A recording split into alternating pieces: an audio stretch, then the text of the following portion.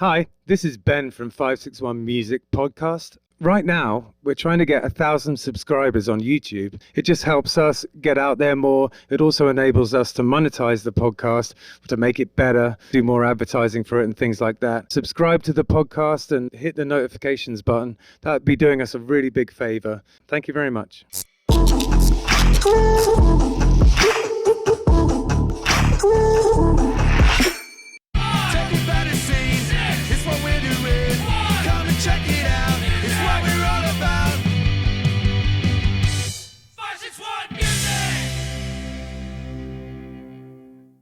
Welcome to 561 Music. How are you, Hector? I'm doing fantastic. How are you? I am all right. I'm good. Yeah, I'm just chilling. I got a new microphone yesterday, which I'm very happy about. It's a warm audio one, WA67. It's meant to be like a Newman, like those classic. Who makes that one?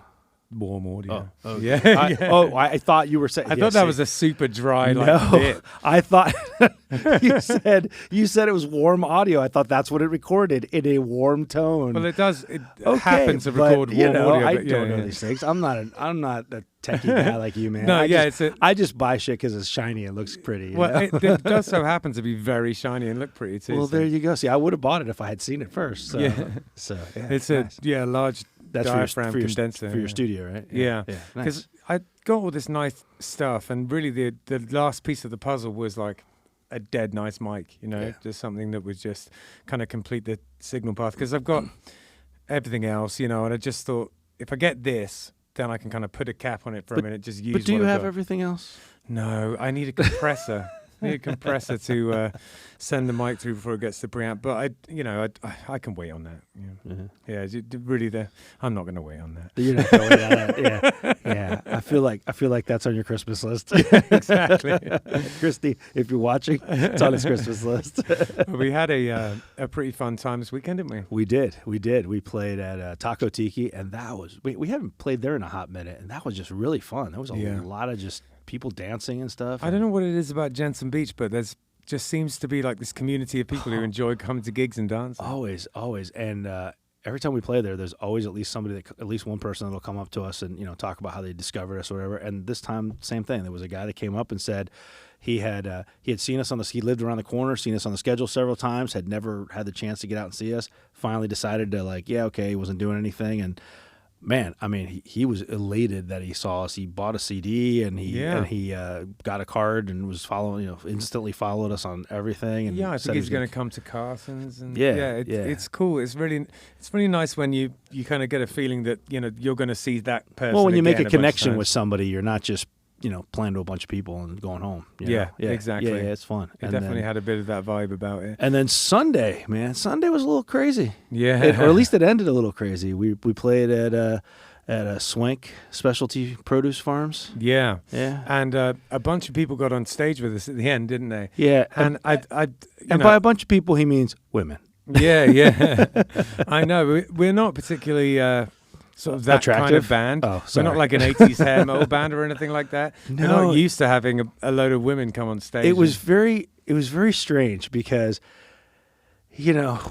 whenever we play out, there's always somebody or something. There's always a scenario. Somebody will talk to one of us or whatever. But this was just odd, man. Like this stage was not very accessible. You had to walk around the kitchen area into the back, up the stairwell. And it was the stage is 15 feet off the ground or something, Yeah. And so it's it's a chore to get up there. And then these 5 or 6 women made their way up there and then huddled around us and were dancing really uncomfortably close to us while we were playing. And I don't want to say that they were definitely on drugs, but their pupils were the size of dinner plates. They had been knocking a few back. I think they were just knocking a few back. But it's just really funny because James always gives me a hard time because I always talk the talk and then I don't back it up. Man, how many times have I just said stupid stuff about when ladies are out at the clubs? I'm like, oh, check her out, and then. Here we had these fine 5 gorgeous women. They come running up on the stage. I had 3 of them right next to me. I literally turned away from them, looked at you dead square in the eyes, and was like, "Look away! Don't make eye contact." they won't pounce if you don't make eye contact. Oh, bless your heart. That's adorable. You know, that's the difference between fantasy and reality. Cougars are scary, man. Yeah. They're definitely. Yeah, but the funny thing is as well, you know, they were just having a good time. Oh, absolutely. They weren't sort of planning on doing anything untoward with us. They were just messing with us. But it was funny. It was just a funny scenario, man. Yeah, it was just a funny scenario. But yeah, man, it was fun. I had an absolute blast. Never had that happen at Swank before, so that was definitely a first. And we recorded we did the album, and someone was and Danielle recorded it on her phone. So if anyone wants to see a very lo-fi version of the album, just go on our she live streamed it on Facebook. So yeah, exactly. It's all there. So talking of recording our album, we have Ricky here. How's it going, man? I'm back. We were just talking. I think this is my 4th time on the show now. Yeah, Ricky is officially, I believe he's officially I'm here about as much as these chairs are. Yeah. He's officially the most booked guest, if you will. Yeah, absolutely. I just keep coming up with projects. I said to you earlier, I'm the Andy in bands. I've compared to Andy in bands as me on this podcast. Sure. Well, we're always happy to have you. You know, you do a lot for the local music scene, and you're an upstanding fella and also a very good musician. Oh, so, thank you so much. I really appreciate it. And what reason would we have to not be delighted for you to come on this show? I mean, I always enjoy... I can come up with a couple. Yeah, I know. I always enjoy being here. It's always fun to never know what's going to happen. Yeah, well, man. I mean, realistically, you know, Ben just said how you do a lot for the scene, and you know, you and I talk sometimes about how, you know, you always say how the podcast is so great for the scene and it's done so much for the scene in the last year. But quite honestly, you have done so much for the scene just in like the last, you know, year, I guess, of the Shake. I just feel like whether it's you doing something personally, whether you're involving the Shake somehow and stuff, or whether you're like throwing ideas at us and going, you guys should do this or you guys should do that. Like you are exactly the reason that this podcast exists, because we want to elevate the scene, and musicians like you that appreciate it and help us help elevate the scene is what it's all about. Exactly. So, create that community of people. Yeah. Wow. I mean, this is all your fault. This is 100% your fault. If it wasn't for this show, I wouldn't have fallen in love with the scene the way that I did. And I think that your ability to be able to give me and other people like me the insight, the behind the curtains type of situation with so many of these artists, there's so much shit that I've learned from this show. There's so many people that I've met from this show. Yeah. I mean, including you guys. And I mean, like, even being like I said, I messaged both of you last week when Billy was on. I answered faster though. 100%. I don't even know if he actually answered. He's answering now. Like he's like. Was it? But I was like sitting there watching the show, and I texted both of you, and I was like, "This is my favorite show," because if I felt like I was sitting in the room with all of my friends. Yeah. And we were just sitting there bullshitting. I just didn't have a microphone. It was a good vibe. It was great. And it was just like, but like Billy and Andy and Kevin and you guys and everything like that. It was just like, but those relationships came from this show. Yeah. Those relationships came because I became better friends with Kevin because of an event that you guys did, and Andy and all that stuff, and No Name Ska Band, and then now Billy. It's just been like incredible, but this has been the onus for all of my thinking towards the scene. Well, I don't want to I don't necessarily know if this is true. I don't want to sound grandiose, but it has been something of a focal point because so everyone's been on it, you know, so it's something that everyone has in common at this point. Yeah, I mean, if nothing else, it's been a springboard for everybody to 100% to meet each other, to voice, you know, about their craft and stuff. And I don't know, it's just been, for me, it's been fun. And for me, like you're talking about how much you've learned from the show and everything. I am 100%, no doubt in my mind, a better musician today than before I started this podcast with Ben. because I feel the same way, and I'm not actually on the show. Yeah. Like I Because have of the learned show. so much shit from Yeah. the people that have been on the show, and I'm not a host. I can't even imagine that. I definitely consider you kind of support staff, you know. Well, I mean, at this point in time, yeah. that's what I'm saying. I'm here hanging out with the chairs. Yeah, exactly. But I mean, I've been on the show a couple times and everything like that. But it's the shows that I have been a religious viewer Yeah. of this show. Since basically the beginning. Yeah. And then when we had to do the best of, and I went back and started rewatching episodes and stuff like that. But it's just been like this is the reason why.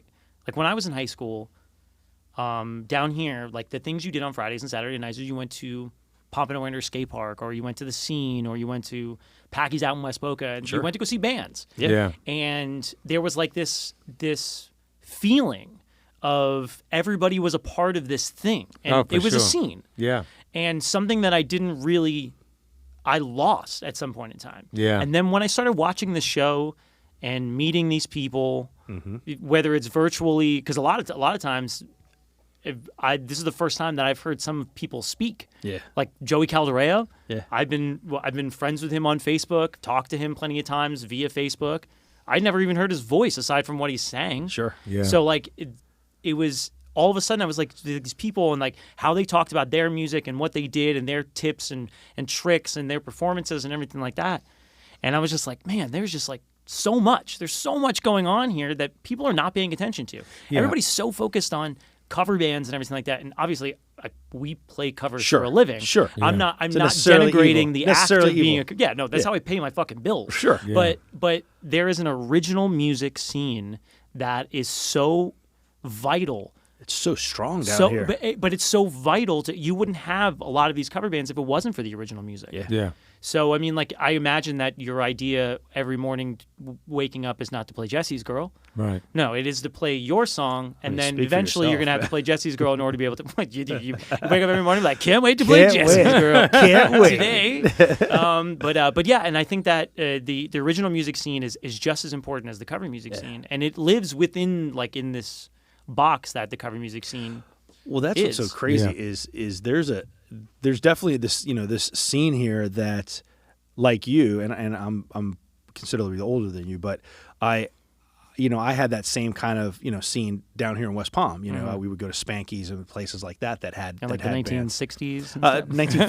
1940s. We would go down to Spanky's and Sock Hop. Respectables when That's it, the last you know, one. That's the last one, I'm sorry. Respectables when it first opened, and they just celebrated 35 years. I was so, gonna say. so figure that one out. But yeah, all these places, downtown West Palm and stuff that we would go, Raise Downtown Blues, places like that. We would go see all these bands, and these were the places that I would go see these bands and be like, I want to do that. Like, I want to be there one day, And you're right. Somewhere along the way, like I got into some cover bands. I fell out of the music business a little bit. I got back into it. I was doing some more cover bands. Even fast forward to in the last 10 years, I started doing the Nirvana tribute, and still wasn't really connecting with that original band scene. Yeah. And I think the closest that we had to any kind of focal points prior to what's going on now is like the kind of respectables and propaganda sort of Sure. that's sort of mass of people who all know each other, But that's the thing, like, for me joining Killbillies, kind of sparked a little bit of that local scene thing, and then you and I talking one day about, you had the opportunity for the radio thing, and it's just something that didn't pan out when we decided that we were going to do the podcast instead. Yeah. And then, quite honestly, when we first started the podcast, my thought process was like, we'll do 5 episodes that it'll fizzle out. It'll be over, yeah. Yeah. And then, I mean, so much has come out of it, and it's made me realize the scene never went away. No. It's No. always It was been there. been buried.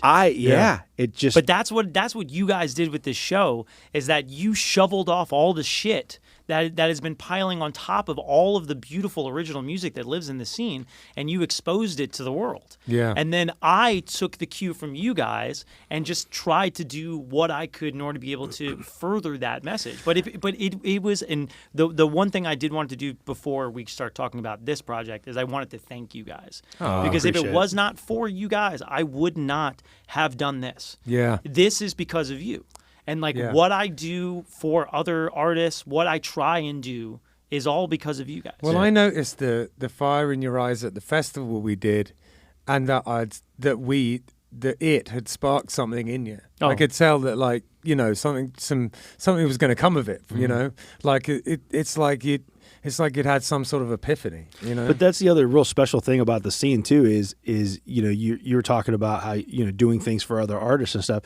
There are so many people, so many bands that we have talked to that have taken other bands under their wings and have helped bands. It's not a dog eat dog kind of scene. It's a everybody lift everybody up scene, and everybody help who they can scene. I mean, just like anything, I think there's sides to it. You know, it can get a little bit in the weeds at times. It can get a bit storm in a teacup every now and again.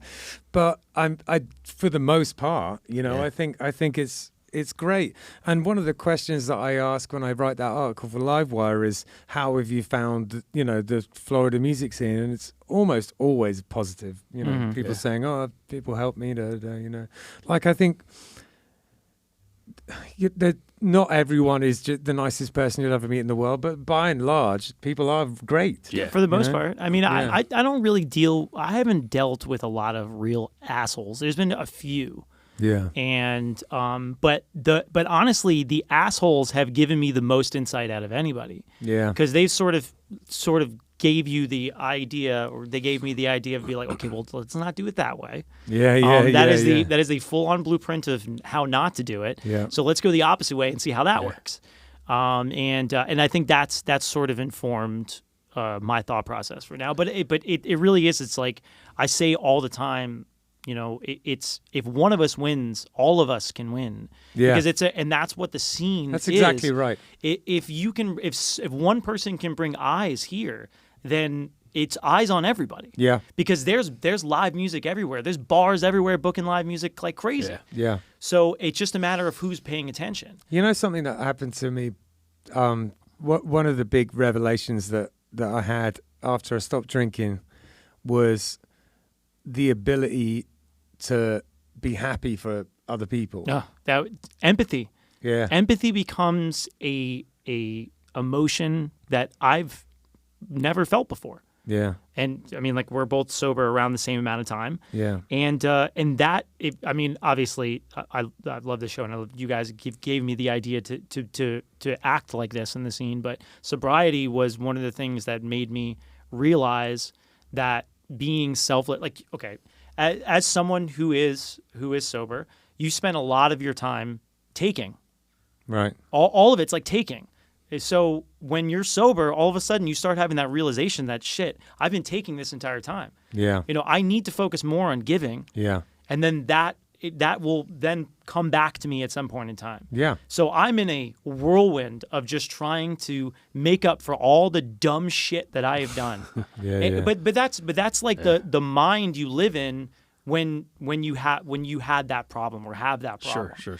And I think that's been a source of motivation for me. Yeah. And has helped me, you know, push this whole entire thing along. But empathy is 100% an emotion that I did not have prior to being sober. Yeah, just starting to do something solely for the benefit of others, which essentially this is or was meant to be, and it is in the process been hugely beneficial to me. Of course. And I had no concept of how beneficial it would be to me on the back end, like all the people I've met and everything like that, all the contacts I've made, and that was never something I'd even given thought to. I'd never thought, oh, I get to meet all these people in the scene. I just thought, you know, let's do it, and it'll be good for the scene down here, and it'll give people a platform and stuff.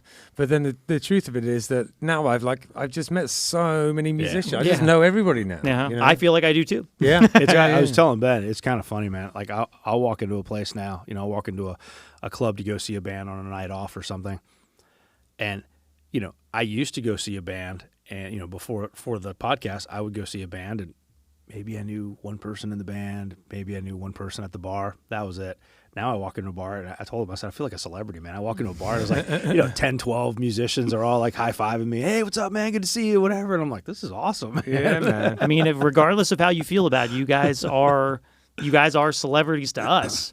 I mean, like we are the musicians that have been given a voice by this show and by what they do, what Justin does here at LMC, like the live streams and stuff like that. Like all that stuff is like unbelievable. I've been saying it since the very first time I came on the show. That what this place has done for musicians, this is incredible. And like you guys doing the pod is one thing, but the pod, the studio, the live streams, it's just and all of that give stuff. And let give thing, that was Justin's idea. That too. I mean, like it just, but and Justin comes from that place of empathy as well. And I feel like if you're coming from there, and the thing that you're trying to do has certain level of purity to it. It doesn't have to be squeaky clean. It just it's just the idea has to be, I think that if everybody thinks that, doing something selfless like this, there's no part of your mind that's like, this could possibly benefit me in some way. Right. You're totally naive. Like, obviously, because as musicians, we're also marketers. We're also,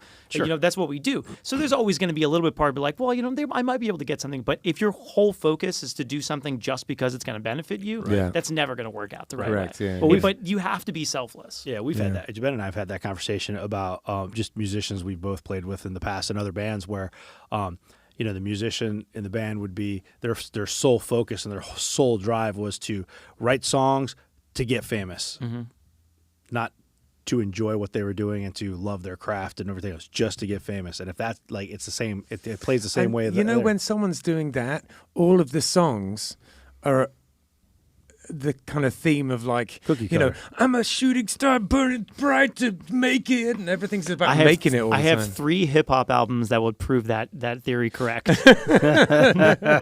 and it's funny because like I remember when I put one up on SoundCloud and some random person posted, was like something along the lines of like, are you going to write anything that's not about you being like famous? And I was like, what the fuck are you talking about, man? Like, I mean, like this is what I do. And then I look back at it now, I was like, yikes. What the fuck was I thinking at that point in time? Because that was like the only thing that was on my mind. It was coming from that place. It was just that like, I just wanted to do this because I knew that I saw an avenue.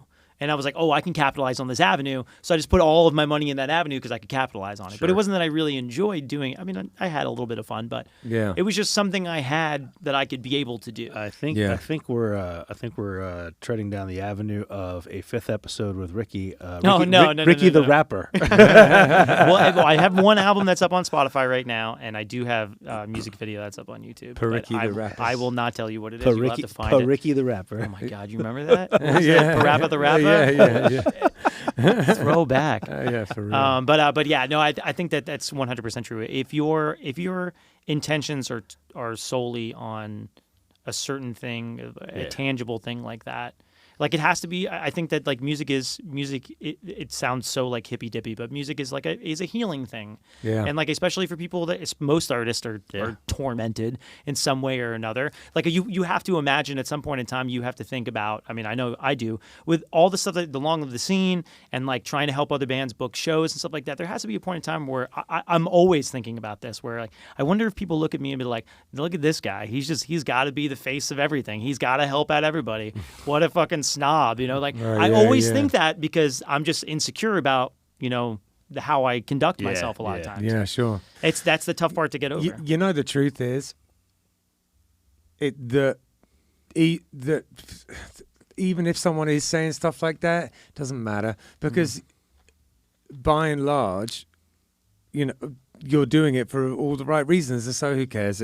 If there is someone out there saying that, then just let them be miserable and say granted, and if they are or they aren't, I don't really give a shit. It doesn't make a difference. I know what I'm doing. Yeah, exactly. Because I've been doing it for a long time, and for the first time in my life, I feel super focused on it. Yeah. Nice. And this is just something that I've always been doing. I never thought that it could benefit anyone else besides myself. Did you ever have that thing where there was this sort of blockage in between you and sort of properly promoting your music and properly doing all the things you should do with it?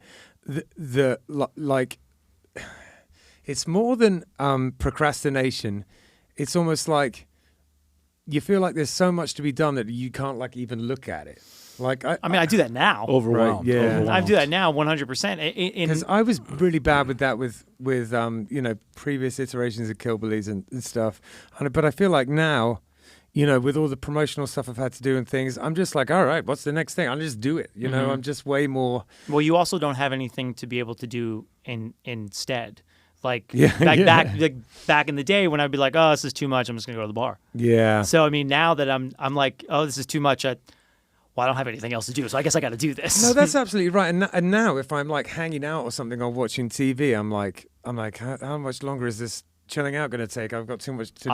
I am like notoriously bad at taking breaks. Vacation, fucking kill me. Yeah. And I mean, and I love like I feel bad for Kim because like.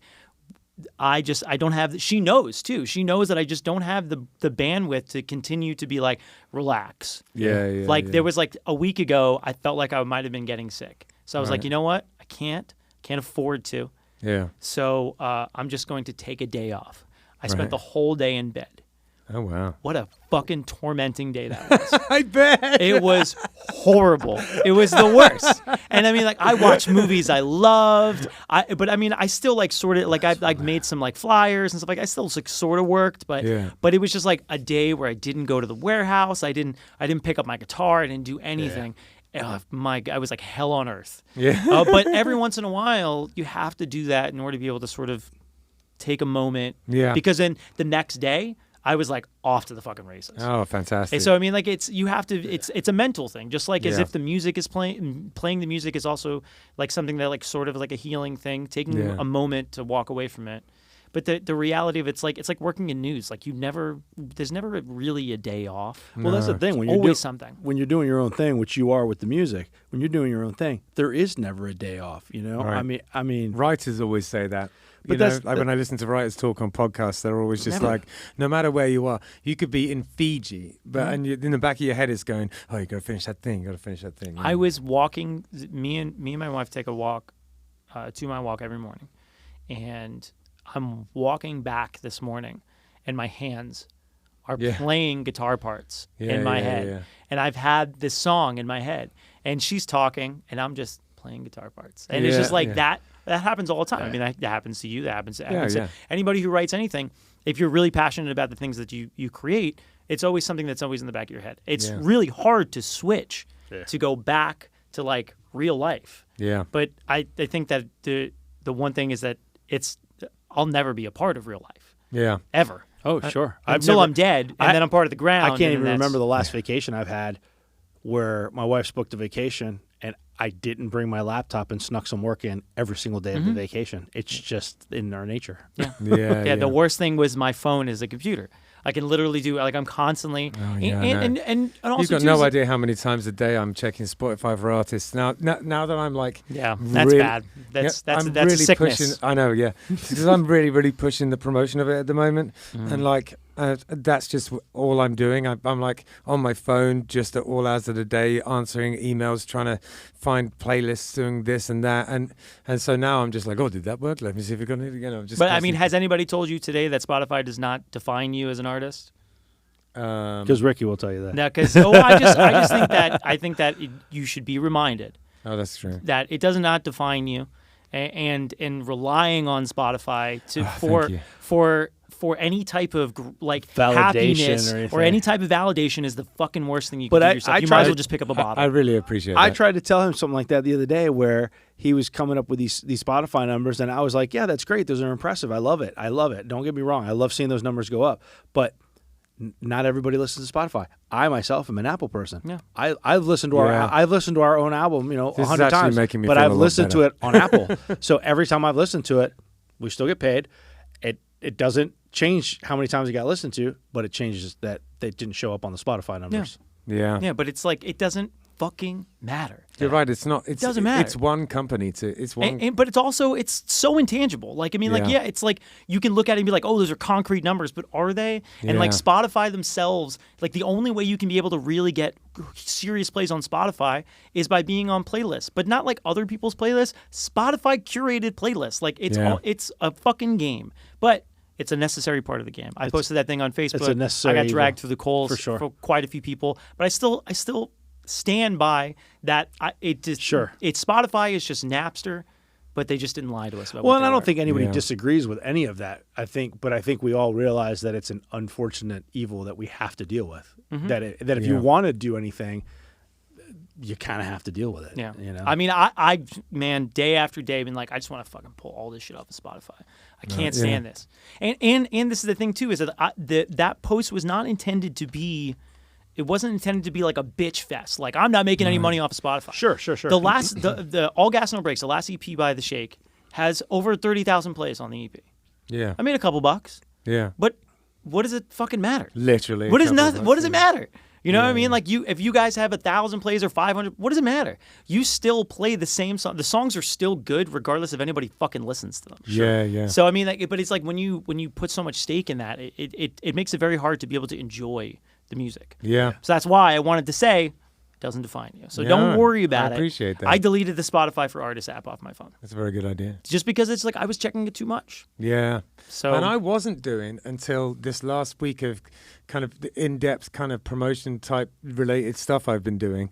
And now just because I'm in the world of it, I start getting in this feedback loop of like, oh, check this, check that, check this, check that. And I'm like in a little circle of checking stuff. It becomes a habit, just like anything else does. Yeah. But I mean, it's the worst type of habit because it's a habit that at the end you're asking for validation. Yeah. But you never will be satisfied by any of it Well, unless you're definitely getting true. millions and millions of plays. Yeah. Which, not saying you don't deserve it, I think you do. I fucking love your album, and I think I think it's a fucking masterpiece. I love it. Oh, thanks, man. Every song is. I didn't get a chance to tell you, but I was like, it's so cinematic. Oh, you did tell me that. Yeah. I had this idea for a music video for one of the, because you said that one of the songs, I don't know if you said it, I don't want to put it on here, but you told me which song you were planning on using as the single, and I'm like listening to it, I'm like, oh man, this would be a really cool video idea. Yeah. And then I was like, wow, if you put a couple other songs together, it could be like a whole like short film with just these movies. It's just like it's a brilliant piece of work as a whole. Thanks, man. And then individually as well. Yeah, we should talk about that, and another time figure out, make a. I'd love to just pitch you the idea of what I was thinking, because I think it'd be really, really cool. Yeah. But regardless of that, it's just that like we put so much stake in streaming and everything like that. But what really matters in the long run is the live show. Yeah. That's the only thing that matters. Yeah. And it's like when you're playing in front of people, or even live streaming, you're playing in front of people, just in a different way. I think that they still hold the same type of feeling, but I mean, obviously a little bit less for live streaming because it's live streaming, but live in person. Like, I mean, I've heard you guys like through like Spotify, like the older stuff and everything like that. And then I finally saw you guys live. And I saw like that one time I was like up by Blue Point. Where me and Kim came. Yeah. Me and Kim came to watch you guys. She loved you. And then at your album release party, it was the first time I actually got to sit down and just like completely focus on what you guys were doing. And that is when I felt like I was like connected. You got with it. you guys. I got it. I was like, I heard the album from start to finish, and then got to listen to the recording that I made. Then got to listen to the album, and then go back and forth between the two of them. Oh, that's cool. Because I was texting him because it was like there was one song. What was the song I texted you about? Where you said no regrets, but live you say no regrets. As a joke. But on the record, it's no regrets. I was like, is that a thing that you guys do? I couldn't bring myself to say no regrets on the record. It's understandable. We did talk about it, and then right at the last minute, literally when I was doing the take, I said no regrets instead. I mean, you got to go with your heart. However you feel like it is in the moment. That's I just thought if that would, it trivializes a song that's quite serious, and I think live that's fine. But it's beautiful because it makes a different version. So now when you go to see it, there's a joke, no regrets. And when people sing it, and when they go to see it live and they sing it along in their car, they're still going to sing no regrets. They're not going to sing no regrets. In the archives, the annals of history, it's regrets. Whatever. Exactly. But it doesn't make a difference. I mean, is there? Do you have any regrets about not putting regrets? No, exactly. Well, then what does it make a difference? Then you have no regrets. That's fine. No regrets, no regrets, no nothing. No regrets. I'll tell you though, man, you're talking about like, put it all on the live show or whatever. Your guys, like the Shake live show is fucking fucking unbelievable, man. Yeah, Like, you guys just- rock. You guys have so much goddamn energy. It's unbelievable. I know, and you got some you're a pretty lithe man. You've got some moves on you. Yeah, man. Performing has always been a thing. Like Yeah. I've always, since I was a kid, always performing. Yeah. And no matter what I did, it was always I was never good at what I did, but I performed the shit out of it. And then I just now you go both. then I grew into being a better musician. But I was always like the first band I was ever in. I sat behind the drum set after 4 times of playing drums and just played as loud and as fast as I could with as many arm movements. And be like, "You're in." And I'm like, "All right," and it was just fake it till you make it. And but the live performance it was something that it was sort of like the precursor to me feeling this way about live music. It was like and that's why like when you listen to our records, the things that are on our records are what you get live. Yeah. We don't add shit because like there's always so many, like in the very first couple releases we did, there's like some like synthy stuff, like pad stuff to kind of fill in the areas. Yeah. And then as I'm listening back to it, I'm like, I hate that this is here because I can't recreate this. Right. So then the albums, the 2 EPs, they are just the guitar, bass, and drums. That's it. Yeah. Yeah. And anything else is just, we stack some guitars, obviously, like how you do that. But other than that, it's just that. Because the live experience is to me the ultimate form. 100%. That was our approach to the album. I mean, we had my son come in and do some here, as a matter of fact, come in and do some drum stuff to lay down some kind of scratch tracks for the drums. And the idea was that we were going to use this. He had some shuffles and some like little train shuffles and things. I mean, it sounded great, except It's not on the album, but right? it's no. Okay. Except I was like, I no, was like, no, I it's don't not. hear an Except actual that, drum set. Except in here. that wasn't us. Not that it wasn't us specifically, but Well, it it was was back to the basics. It wasn't. Yeah, and so and that that- was the thing. We wanted it to sound. We wanted you to listen to the album and then go to a live show and go, yeah, that's them. And then when we took those out, I sampled one of my kicks and snares and just put them all throughout the album. And then we were listening to it and we were like, that's not it either. It's too mechanical. So then James and I stood there and banged out every song, and we just took the first and second take, left most of the Sounds mistakes great. in, Sounds But it's great. literally- There's actually one snare bit. Did you did with your foot? I don't understand how. Yeah. It's like an actual like roll on the snare, not like a buzz roll, but like a cha-cha-cha. And I was like, did he actually do that with his Yeah, foot? Yeah, Oh, okay. yeah, he does, man. wow. He does it live too. Yeah. But yeah, that was the thing. We wanted it to be, and really, James was really driving that bus a lot. He was like, Yeah, we would he talk. was right. Yeah, Ben I'll and I hands would up. talk about stuff. We were like, ooh, it'd be cool if we did this, and he'd be like, nah. We don't do that live. No. No bagpipes and he, then. Right. That's great. And he was 100% correct. I wish there was more sax in the album. That's the one thing I will say. Yeah, there's only one song, but Yeah. But when it comes, it's beautiful. Boy, does it come. so beautiful, So tasty. man. It's so beautiful, and it's just like it's in folks like us, right? Yeah, the last song. It is just what a beautiful little cherry topper. It recorded amazing. We were in Sun Studios. Where he put you in the front room, right? Yeah, so I was in the foyer of the building, just like the very where you go into Sun Studios, and they had back in the day in the 50s. That's where they used to record the brass for the Back when I people was that in the used to local scene. Yeah, where, for all these rockabilly bands and Back stuff. when he was in high school. And the reason is because there's this great echo in there, and they didn't have all that many ways of getting echoes, so they're using the tape for stuff. But if you wanted like a little bit of a kind of a chamber to sort of fatten out the horns, they just stuck them in this metal room basically, and that's where I did it. And all of the reverb on the sax is basically Nashville from room. that. Yeah, It's so beautiful. yeah. And to give Ben a little bit of back padding here, little props on the sax thing. He needs that. So let's go. His ego absolutely needs that. We sent him up to that front room. The guy set up the mic and everything. I think his assistant set up the mic, and he goes, "Okay, rolling." Ben ran through that solo, and then he's like, "You want to do that again?" Ben goes, "Nope." That was That was one it. take. One take. One take. Don't you want to slap him now? That's amazing, man. That's amazing. And honestly, it's like the record. The record is so good. All the bass lines were like 300 takes, by the way.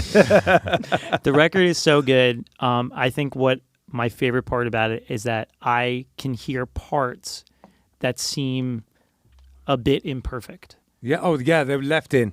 I just couldn't. I've done beautiful. things, and I really like things that are almost like overproduced, like super, like everything in its perfect place.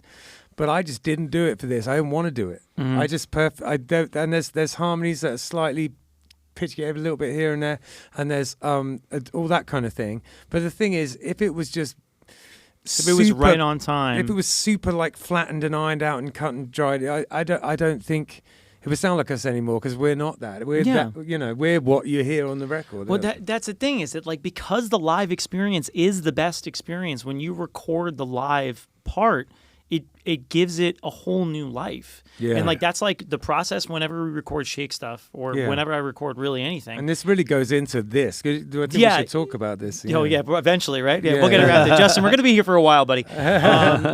Yeah, but what? Just real quick before we get to that, when we record Shake Stuff, I always record dummy guitar, and then I have Aquila record his drum parts, and then I take out the dummy guitar and we take out the click, and I just record everything to the drums. Yeah. And I don't worry whether he goes off of the clicker. We just record, so then it actually feels real. moves a bit, yeah. It doesn't. Yeah. It's not all calculated. It's not rigid. The one song on All Gas No Breaks, the opening song, Broke, with Dominic, we were having an issue with the interface, and we wound up having to cut up and move the drums. So Aquila did, at some point in time, play the whole track all together, but we couldn't use all of it because it was all jumbled. So I had to cut it and move it, and that is my least favorite song on the entire album, because it doesn't have that same Doesn't have type the of- soul, man. Doesn't have the soul that all the rest of the tunes had. But I think that's Yeah. so important. But leaving in the imperfections, like, we don't auto-tune. I don't auto-tune shit. Yeah. If I can't sing the note, then we don't play the note. Yeah. Yeah, Or yeah. I just leave it in a little bit off. Yeah. I'm not going in there and tweaking every little thing. It's like a nightmare. Same thing I did with Dominic's album. There is Yeah. absolutely nothing worse than me discovering a new artist on the radio, on Spotify, on Apple, whatever, wherever it is,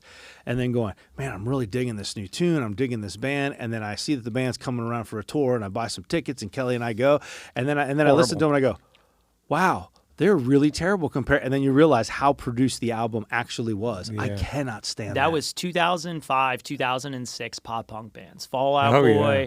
all of those bands. They were my favorite bands. They were the bands that essentially helped me create bands. Like, Yeah. I worshiped them. They were terrible live. Sure. Every one of them. And I'm like, how? I don't understand it. But the songs were good. Yeah. So as long as the songs were good, I guess it is what it was. Yeah. But Yeah. Look at Nirvana, man. Kurt was horrible live. yeah, but there was something about him though. Right. Yeah. Right. And that's the thing, is that like bands like Fall Out Boy. But compare it to the albums though. Compare it to the recorded stuff. You know, and that was the thing when Justin and I were doing the Nirvana tribute.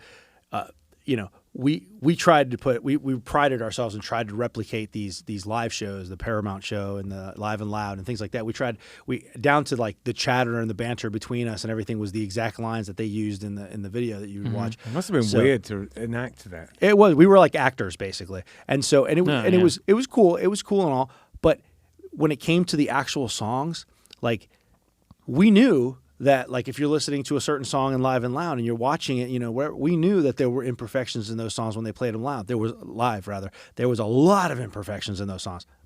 But unfortunately, what people have in their heads is The song and sounded in their great. ears is how the song Yeah, sounded on the yeah. radio, and they sounded great. So we would actually have to replicate the songs to the album, even Yeah. though the live versions were but that's the thing. I mean, how many bands are out there that are like so produced and whatever? And there's nothing wrong with that, man. I'm not downing it and saying it's a terrible thing. I mean, I'll go on the record and say that I don't think it's a great thing. But I think it's- that overproducing a record takes away a lot of what makes the song great in the first place. Yeah, I think it's just really ultimately, if you're using it creatively, I think it's fine. Yeah. But if But you, if it's all masking you were your doing, mistakes, right? If all you're doing is covering up for the fact that you can't play something, Or you can't sing. that's Yeah. that's a bit of a shame. It is, and then you get the problem is because everybody's going to want to go and buy tickets and go see you live, and then you're going to suck ass. Yeah. And everyone's like, well, what the fuck? Like, what did I just pay for? I paid for Yeah. bullshit. Well, you heard it here first, folks. You get what you pay for. with Yeah, exactly. Hillbillies. We are what we sound like. Totally. All right, man. That was the first lull in the conversation. We've been I talking for know. what, an hour and a half now? Yeah, let's talk about Long Live the Scene. What is it, and why did you start it? So the idea for Long Live the Scene came from Rocky. I was me and Rocky have pretty normal, like hour and a half long chats, probably every other day. Yeah. Just bullshitting about whatever. Sure. He's a good lad. I like to chat to him too. I mean, honestly, it's like I've had some of my most insightful conversations musically with him. And I wish that I could do that more often with other people. Yeah. But all right, you're going to start getting phone calls from me. You're going to pick up the phone? Oh, okay.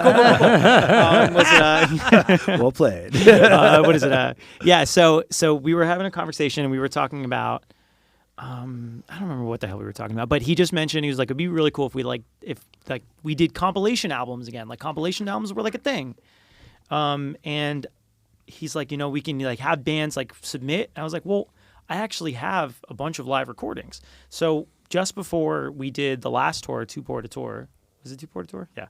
Two Porta Tour, we recorded every single set that we played live. So I built this rig up that I was able to record everything there, and we had played a couple shows with other bands, and I just recorded the set too because I was like, well, I might as well have it. And it was like these nice little like keepsakes. Like I had a couple of all of these bands just already recorded. Yeah. So then I was like, oh, maybe what we could do is we could take these live recordings that I was making, and then just find a song, compile them, and do that as a compilation. Yeah. And we're like, that's funny. And then 5 minutes later, I was like, like I could probably actually do this. Like I literally have all the material to do it right now.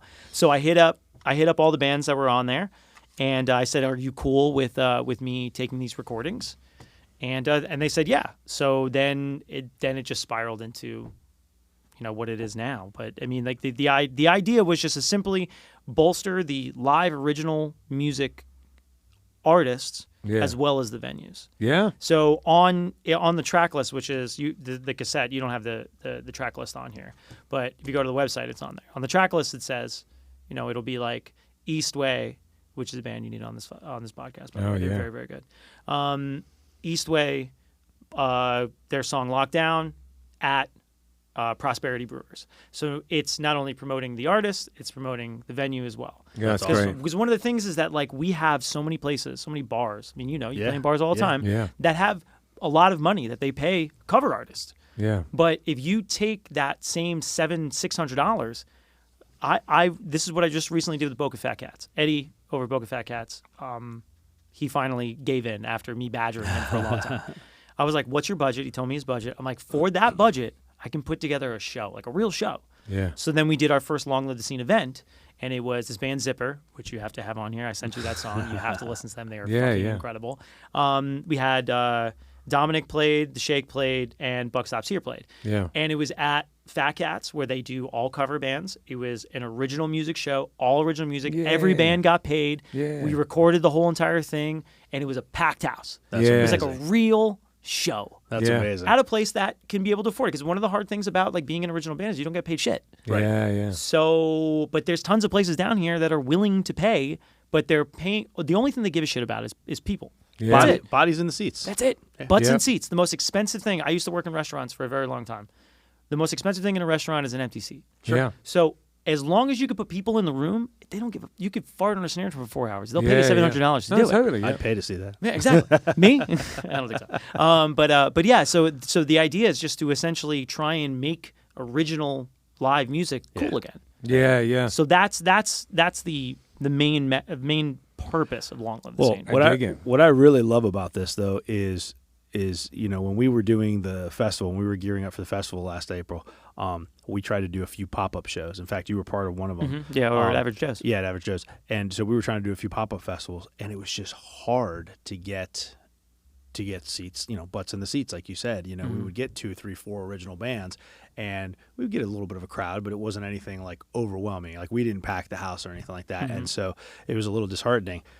Then we put together the festival. The festival was a huge fucking success, and we were like, "Holy shit, we got to do this again." So I love that you've taken that kind of that pop up thing that we were doing, that you've taken it a step further now with this, with the Long Live Scene, and that you're being successful with it as far as. We've only done one. We've been successful for one. I'll take it. Listen, we're 1 for 1 on festivals, that's so true, we're right there. True. We're right there with you. I'll take it. We're 100%. Well, I think the idea is to disrupt.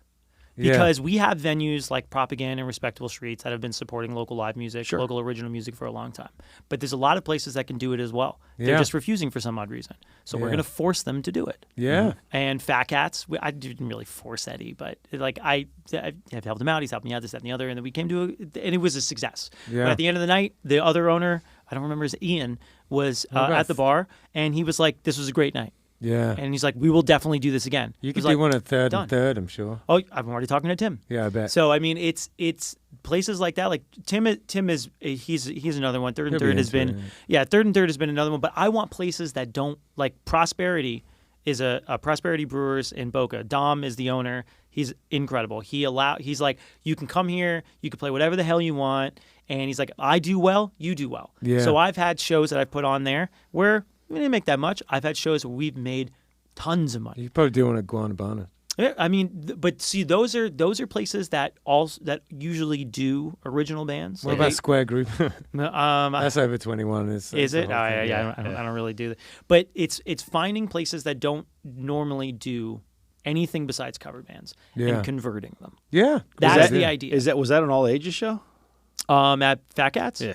No, 21 and over. I think it's 21 and up after 10 p.m. Yeah, that's what I imagine. Yeah, which I honestly didn't even realize until later. I love the idea. It's such a good idea. Thank you. And also there's a site, isn't there? And you're putting up people writing articles for it and stuff. And I'm going to write some stuff for it. And I think I'm going to once I've been procrastinating about speaking to the magazine about it, but I think that they'll be okay with me putting my interviews on there as well. And you said you were up for that. You can link it back to there. Well, I don't really give a shit. I mean, I'm not. Yeah. This is the thing is that like it came up as the compilation, and then I was like, well, the compilation can turn into many things. Yeah, it's media milking. It's taking one piece of content and turning it into a bunch of different things. Yeah. So then the idea for the website came along. Yeah. And I just went on GoDaddy and I was like, longlivethesea.com. And it was open. Yeah. And I was like, all right, this is like a sign. How did that happen? It was very weird. I was like, this is a sign. Yeah. So I made the website and then I built it out. I'm very bad at building websites. It's very, very weird. But I'll give you I did what I could. It's very. I wasn't going to say anything, strange. But since you brought it up, Did you actually look at the website? I did look at the website. It's horrible, right? It's kind of bad. Yeah. It's bad. Yeah. But I am not a website builder. Yeah, this is not something. I'll carve out a little bit of time and help you with that. Oh, that's funny. I love it. But that's what I'm saying. Is like I don't know how to do these things, but I knew it needed to be done, so I just did something. Yeah. So the idea was, I don't know if you're big sports guys, but you ever heard of the Players Tribune? Hmm? Yeah. You were actually telling me about this. Please carry on. Okay. So the Players Tribune was started by Derek Jeter, and it essentially is a place where people can be able to people. I guess they're people, but whatever. Was that athletes can go and be able to sort of tell their side of the story, break news, this, that, and the other. So longlivethescene.com is essentially that for music. Yeah. So I reached out to Dominic. Dominic wrote a very lengthy article, and then also Lee from For the Moment. Yeah. For the Moment is no longer a band, and so if you go to longlivethescene.com, you can be able to. He talks about it, the breakup and everything like that, and it's sort of like an outlet, because a lot of times musicians, even though we write, sometimes we can't get across exactly what we want to say. Yeah. Maybe we want to say something different, or maybe we just want to talk about something. Maybe you just want to be like, I saw this movie, I want to really write about this movie. And you just said, I don't fucking care. I'll just put it up on the website. And it's the whole point is supposed to be for the artist, from the artist. Is this stuff vetted at all before he gets up there, or something? No, you got to do all your own shit. I'm not. I'm just saying, I can get on there, and just post it and done, and it just goes up. You have to send it to me, and then I have to put it up. You decide if it goes up. Okay. Well, not really. I decide. I'm not. I guess in a roundabout way, my question was more of a. What if someone says something really weird? Well, my question was more of a statement of obviously you don't want it to turn into just a bitch fest from every artist. No, I know that's gonna everything is going to end up every good thing is going to have something bad happen to it. And I know that eventually is going to come, but right now I'm just sort of... Well, and there'll be an occasional article like that, but just as long as you don't want it to turn into just... No, I don't want people bitching all the time. And in reality, it's like if you want to... Facebook is for bitching. Yeah. Bitch on Facebook. It definitely is. And I'll like it. If you want to bitch, I'll like it. I'll like your Facebook post. But other than that, don't use... I'm trying to create a platform for people to express themselves. No, I love it, man. And if that's the way you express yourself on a regular basis, maybe you just need to reevaluate the way you're doing things. Because I mean, if you're overly negative all the time, it's something, you know, that's man in the mirror time. I feel attacked. But the idea is that, and then when you go onto the website as well, there's also the cassettes right here. You can see on the side. I don't know if you can see right there. It's gonna be kind of hard to say. It says "Dubbed with Love" is a cassette label that Billy Doom created. Cool. And you can go onto longlivethescene.com and you can be able to. There's an order form on there if you want to be able to make your stuff into cassettes. Yeah.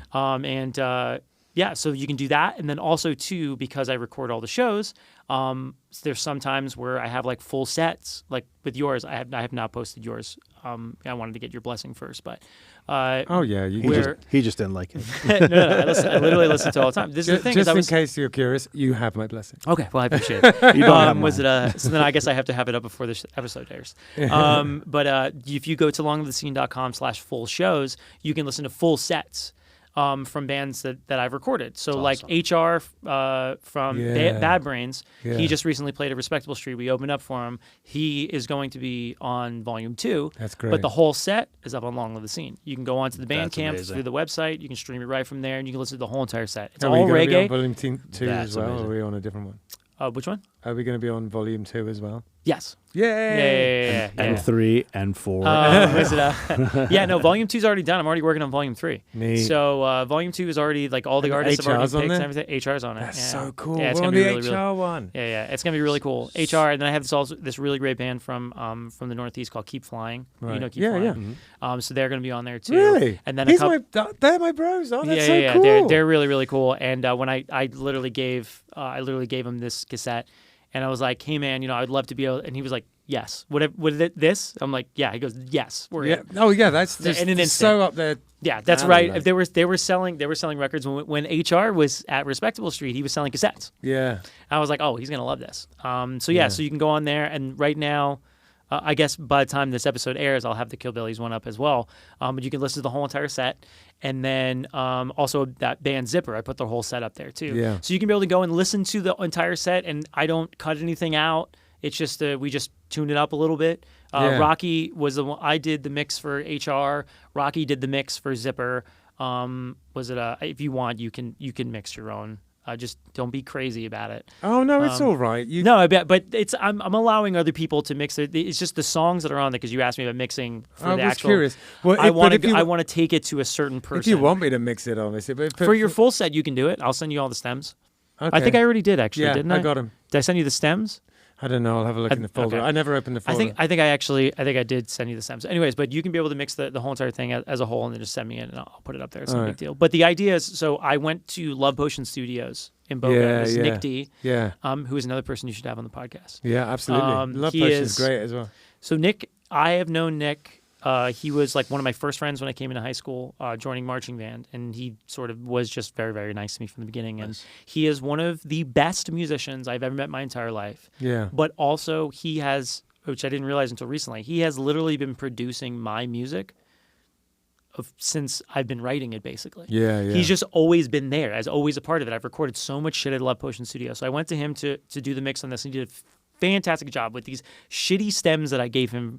Can we just have him do ours instead of us? I totally can. Yeah, I totally can. That's totally fine. He just does a really, really great job, and he's really, really good. And he's just an unbelievable musician and unbelievable person. I love him to death. He's like my brother. We have been working on music for a very, very long time. It's nice to be able to have like a solid project that we've been doing. So Long Live the Scene Volume 1 is available now on longlivethescene.com. Cool. And the bands that are on it are incredible. I mean, obviously the Shakes on the first one because, of course, that's the way it's you. Why would you? Come on. Yeah. So, but then we also have Eastway, and Eastway is based out of Boca, and they're like a newer type of pop punk band, and they have the song Lockdown.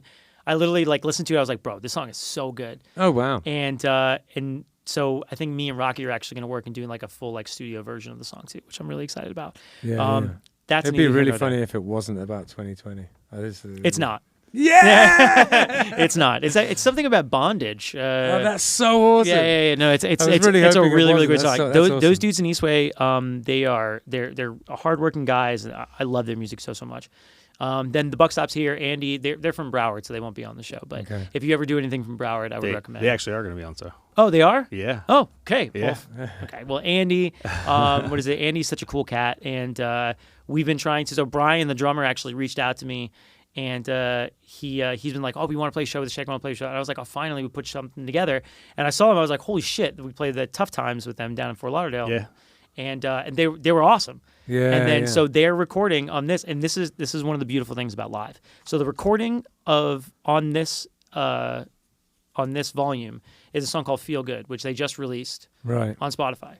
The second verse on this song is different than the one he changed it from the time that he recorded this song and then the time that he put it on the record. So now this is the only version of this that you'll hear. Nice. Like, so that is a 100% awesome. real tune. Yeah. And it's different from the one that you get on Spotify and everything like that. That's really cool. So it's cool because it's like encapsulates that type of thing. There's words in Promised Dream that I switch around, and there's actually one of the lines that I say that I prefer, and it's not the one that's on the album. But after recording the album and listening to it and mixing it, now I say the one on the album. I can't even remember what the other one was. Sometimes it becomes muscle memory at that point in time. Yeah, exactly. Yeah. But yeah, so it's really nice that we have like this one version that's just like just for this volume, which is really cool. Yeah. And then Dominic, obviously, because everywhere we go, Dominic goes. Sure. And then Fuakata, which I'm wearing their shirt. They are a ska punk band out of Miami. Yeah, sweet. And they are just incredible. I love them to death. They have so much energy. Great They're name. It's a hardworking. great Fuakata, everybody's like, oh, Fukata. Yeah, no. I was actually told about these guys. Yeah, I was told about these guys from somebody else who called them. Yeah, somebody who called them Fukata, and I was like, oh, Fukata, and I was thinking Fukata, probably like it's like a Japanese ska band. Yeah. Then I met them, and they're like, Miami, they're all Spanish, and I'm like, oh, Fuakata, got it. What does Fuakata mean? It's just like bam. Oh, cool. You know. What's the word? What's the word for it? There's a onomatopoeia. It's an onomatopoeia. Yeah. So education. Was it so Fuakata, and then last minute, Billy had recordings from his from Billy Doom is Dead for show from Matthews. So when he hit me up with the idea about doing the tapes, he's like, "Can I add Billy Doom to the?" I was like, "Yes, please." Yeah, nice. And they're a really great band. Oh my God, dude. Were you there? Were you guys there that night? We had a gig. I wasn't. We had a gig, but like the next morning, I woke up and I opened up Facebook, and like every musician that had been there was posting about like these guys are it. I'm laying down my guitar. These guys are the ones. You know, they're going to be the famous band out of West Palm or whatever. And we were like, and so as soon as I saw that, I called up Ben and I was like, so we got to get Billy on. Yeah, we got to get Billy on. You got to ride the train, dude. Literally watching them. Billy is one of the nicest, most sincere human beings I've ever met in my entire life. I've known him for a very short amount of time. Yeah. But every encounter that I've had with him has been incredible. And he is so receptive and he's so creative and he's just like a very positive person to be around, which is really nice. And those are the type of people that people need in their lives, especially artists. Yeah. So when I went to go see him live, I was blown away. I could not believe what was happening. And one thing, if a meteor were to have struck Matthews Brewing at that point in time, almost the entire scene would have been dead. Yeah. Everybody was there. Yeah. Everybody was there. Except us. At that, except for there. Yeah. It would have been you guys and like two other bands, and that would have been the whole. I mean, it's almost a shame. Honestly, would have been great for you. So I was gonna say, it's almost a shame a meteor didn't hit because we would have gone straight to the top. You would have been playing the Memorial the whole entire night. It would have been great. It would be amazing. Could have charged out the ass. I mean, nobody else is paying for live music at that point in time. Everybody's dead. But as I'm watching this band, I'm looking around and seeing all of the musicians supporting, and that was the moment where I was like, "This is." The scene is huge. Something has changed. That was like the shift. Yeah. Where I felt like that was the exact moment, and Billy was like the straw that broke the camel's back. Nice. And it was just incredible to be able to be a part of it. Yeah. That's and awesome, it was amazing. And awesome. And it's honestly a night that I won't forget because it was literally where I felt like the moment where the light switch went on. Yeah, brilliant. So it was great, but they were so good. Oh my God, I'm seeing a 561 Music Long Live the Scene partnership somewhere down the road here to put some shows on, man. There is a lot. There is a lot of ideas that I have had that I've had to slow my roll on. And I'm like, there is just like so many things I can do, but I'm only one person, and so I have to I have to pump the brakes. I'll go buy a vinyl pressing machine like tonight, dude. And then that's all I've been thinking about. We'll start releasing these on vinyl instead, dude. That's all I've been thinking about. The cassettes were an interesting idea because I was saying to Justin earlier, like people buy CDs. Sure. They can't fucking play them most of the time. Some people have CD players, and a lot of people don't. Yeah. So if they're gonna buy a physical piece of media, at least make it cool looking. Yeah. So I mean, like if they're gonna buy a CD, they're not just gonna become a coaster. So at least they'd be like, oh, I have a cassette. Yeah. And then on the back of it has the QR code that you can go to the website and listen to everything right there. So I it's like that. it works out that way. I think they're really neat. Yeah, it's So, talking of media, this is a little bit of a tenuous segue, but there's a reason. There's a reason why, which I will tell you off air. Is there a you have started to make a documentary about the Shake, haven't you? yes. When we did the last tour, Justin came on the road with us and filmed every moment that he could. Yeah. And It's like 14 days. it's I think it's like 12 days, 10 shows or something like that. And Justin was very patient with a lot of the stuff, and we were very patient with Justin because if you know Justin, sometimes you have to be patient with Justin.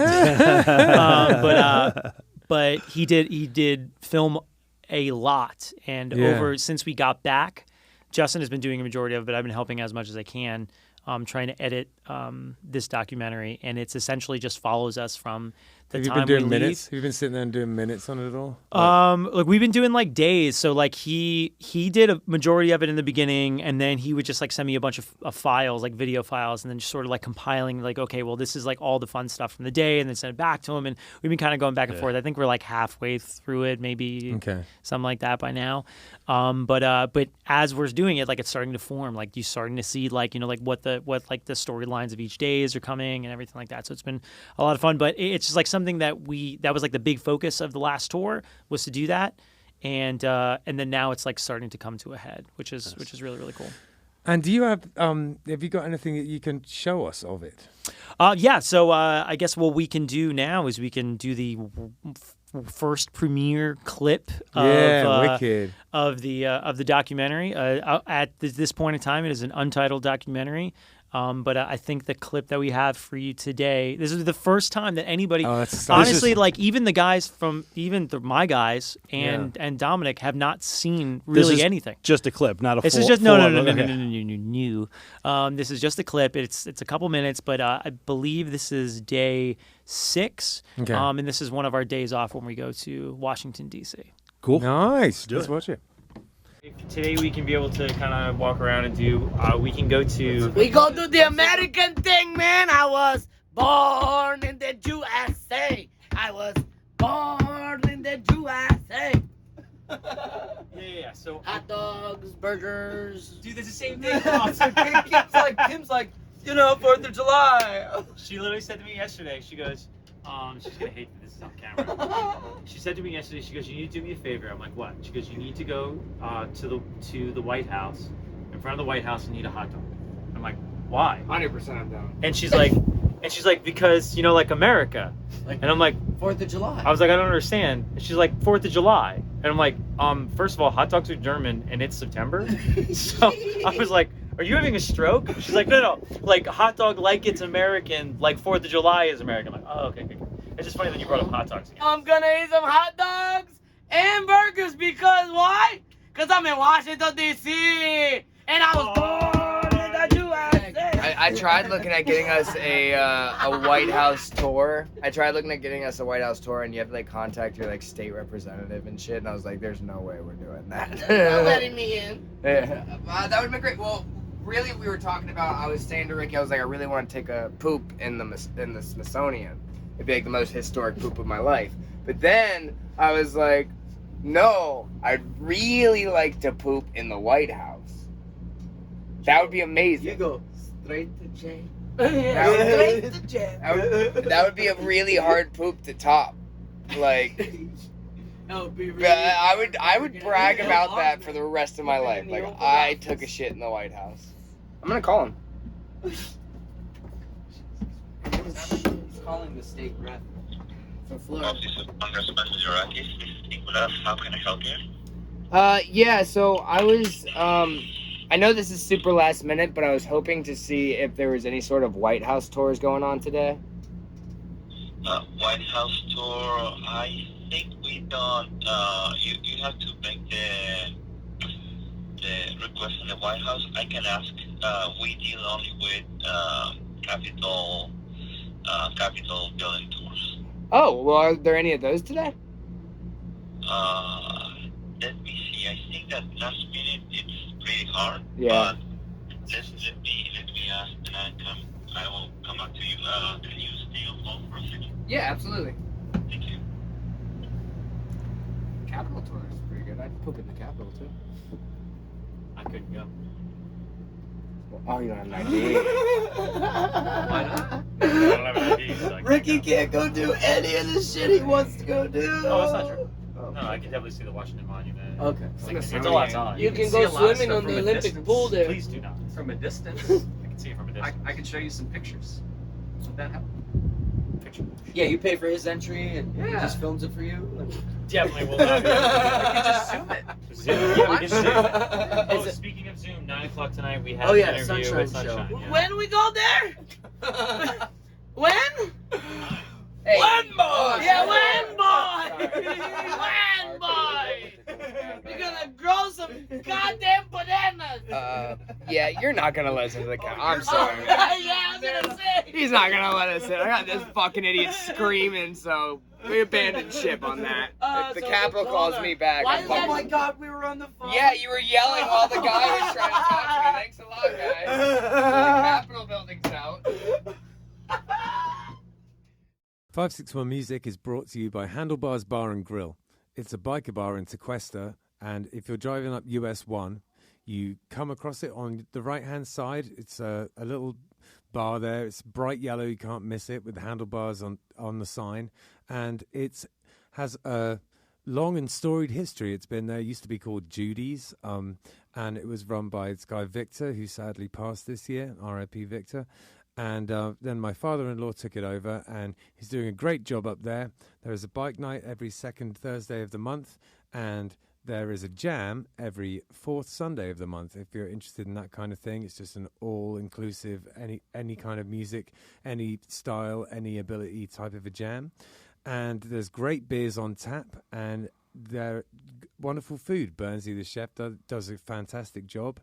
If you're interested in classic cars or classic bikes, there's always that kind of stuff hanging around there. It attracts that sort of a crowd because it's called Handlebars Bar and Grill, so it makes sense. And yeah, you should come swing by. It's definitely a local spot and has a lot of character. And there's people who have been going there for decades and decades. It's one of those places that's a part of the furniture in Tequesta, and you should definitely come check it out. I booked the music for the place and love doing it, and I was a part of helping set the place up, and I'm a huge fan. And you should, anyone who is interested in biker bars, or even if you've just never been to one and you're curious about what a biker bar is about, you should go and check out Handlebars Bar and Grill. We are also sponsored by Oasis Root. Now, Oasis Root Kava Bar is in Sea Grape Square on Indiantown Rd, and it is a kava bar. If you don't know anything about kava, it's a Polynesian root that you grind up and you mix with water. And it has been in Polynesia for potentially thousands of years. It's an old thing that they used for kind of ceremonial and also sort of leisure purposes. It's meant to be something where, that brings people together. You will take a shell of kava and chink them together and say bula and have it together like that. It's meant to be something to bring people together. It's has a kind of an effect, which is, I guess, a kind of a slightly warming effect. It just kind of makes you feel nice. It's not particularly intoxicating. It's not like drinking alcohol. So the atmosphere in a kava bar is sort of like a cross between a regular bar and a coffee house. It's pretty chill in there. You get all sorts of different types of kava bars. Some of them are more like a club, there's sort of like blacklight and EDM playing. And some of them are more like a cafe. This is one of the cafe type of ones. It's It's super chill in there. If you're looking for somewhere to, I don't know, maybe go and do some work on your laptop or go and have a chat with friends, it's perfect for that kind of thing. There's a foosball table in there if that's your jam, or baby-foot as they call it in France. And Jim, the owner, is a really cool guy, and he has very kindly sponsored our podcast. So thank you very, very much for that, Jim. They also do a poker night in there, all sorts of things going on at Oasis Root Kava Bar. 561 Music is sponsored by Live Music Community. It's where we film the podcast that you're listening to right now, and it's also where I work. Gavin, Hector's son, was a student here for a long time, and in many ways he's the musician he is today because of the teachers at Live Music Community. We taught him not only about his instrument, but also about being in a band, and his band, Unemployed Youth, accomplished a lot of goals, mostly band etiquette, how to work together, and all of the nitty-gritty that goes into being in a band on a day-to-day basis. The student signs up for lessons, learns their instrument, joins a real band, and decides the direction it goes in. And we can take people from very young age, 6 or 7 years old, all the way up to 80. There's no age limit here. We run an adult program for people who want to be in a band as adults, but really the main focus is on the kids and getting them playing together and in bands. We are also a studio, a live stream venue, and we can record audio or video. The Killbillies live album, Warts and All, was recorded here. It was recorded during a live stream that we did during COVID. Justin had a great idea to record live streams during COVID. A ton of bands came in, and it was a real success. But outside of that, we can record albums, we can help you with your EPK, and we have full audio-visual capabilities here. LMC is in Palm Beach Gardens on the northwest corner of Military Trail and North Lake Boulevard. It's north of the gas station, right before you get to North Lake on Military Trail. And if you go to livemusiccommunity.com, you have all the information you'll need right there. Thanks. So seeing as we were just talking about LMC, Ricky, have you got any advice for upcoming musicians? I guess the only advice that, after everybody else's great advice, I think the only advice that I can think of is support other musicians. Yeah, it's great advice. Yeah, like their posts. Yeah. Go to their shows if you can. Yeah. And don't feel bad if you can't make it to shows because you're playing all the time. That happens to me. So I'm more just talking to me at that point in time. But support your fellow musicians. Yeah, man. Because their success is always going to be your success. It's absolutely true, and it really ties into what we were talking about earlier. Mm-hmm. And that if we all bolster each other, the whole thing goes up. No doubt about it. You can, with enough people on each other's back, you can definitely see it from space. So yeah, it makes sense to help each other. Yeah, no doubt about it, man. No doubt about it.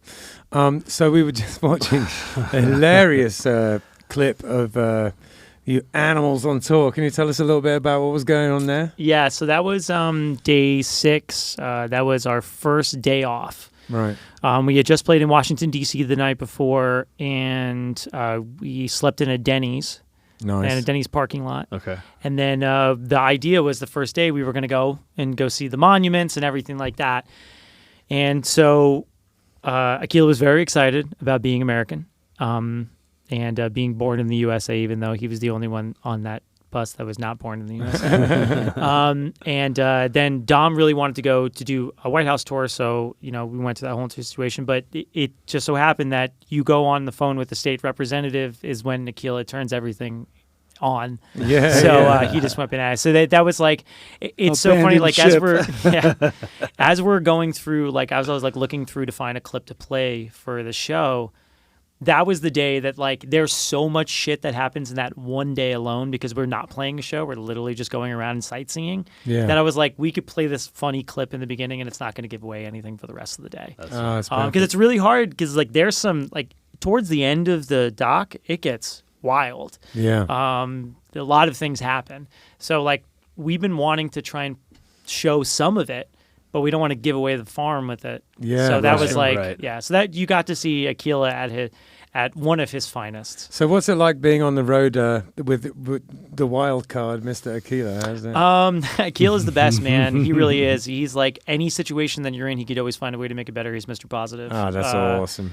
And because I mean, we all have our different personalities, and we all have our different roles. Yeah. And Aquila is essentially to let the air out of the room. Oh, that's great. And which is great because that's exactly, especially for me, Justin knows now, I'm a very focused, I'm a very serious human being most of the time. Right. Yeah. But those guys bring out the fun in me. Excellent. And have allowed me to be more fun as this experiment called The Shake has gone on. Yeah, that's awesome. Yeah. And then Dominic too. I mean, Dominic's like, I don't know. Dominic's like my little brother almost. Oh, that's wonderful. But Aquila, he's the oldest of all of us, and he's the youngest of all of us all at the same time. Right. But yeah, he's insane. But tell us a little bit about the documentary as a whole. I know originally you guys set out with Justin to do, a documentary or a rockumentary or whatever you want to call it, if you will.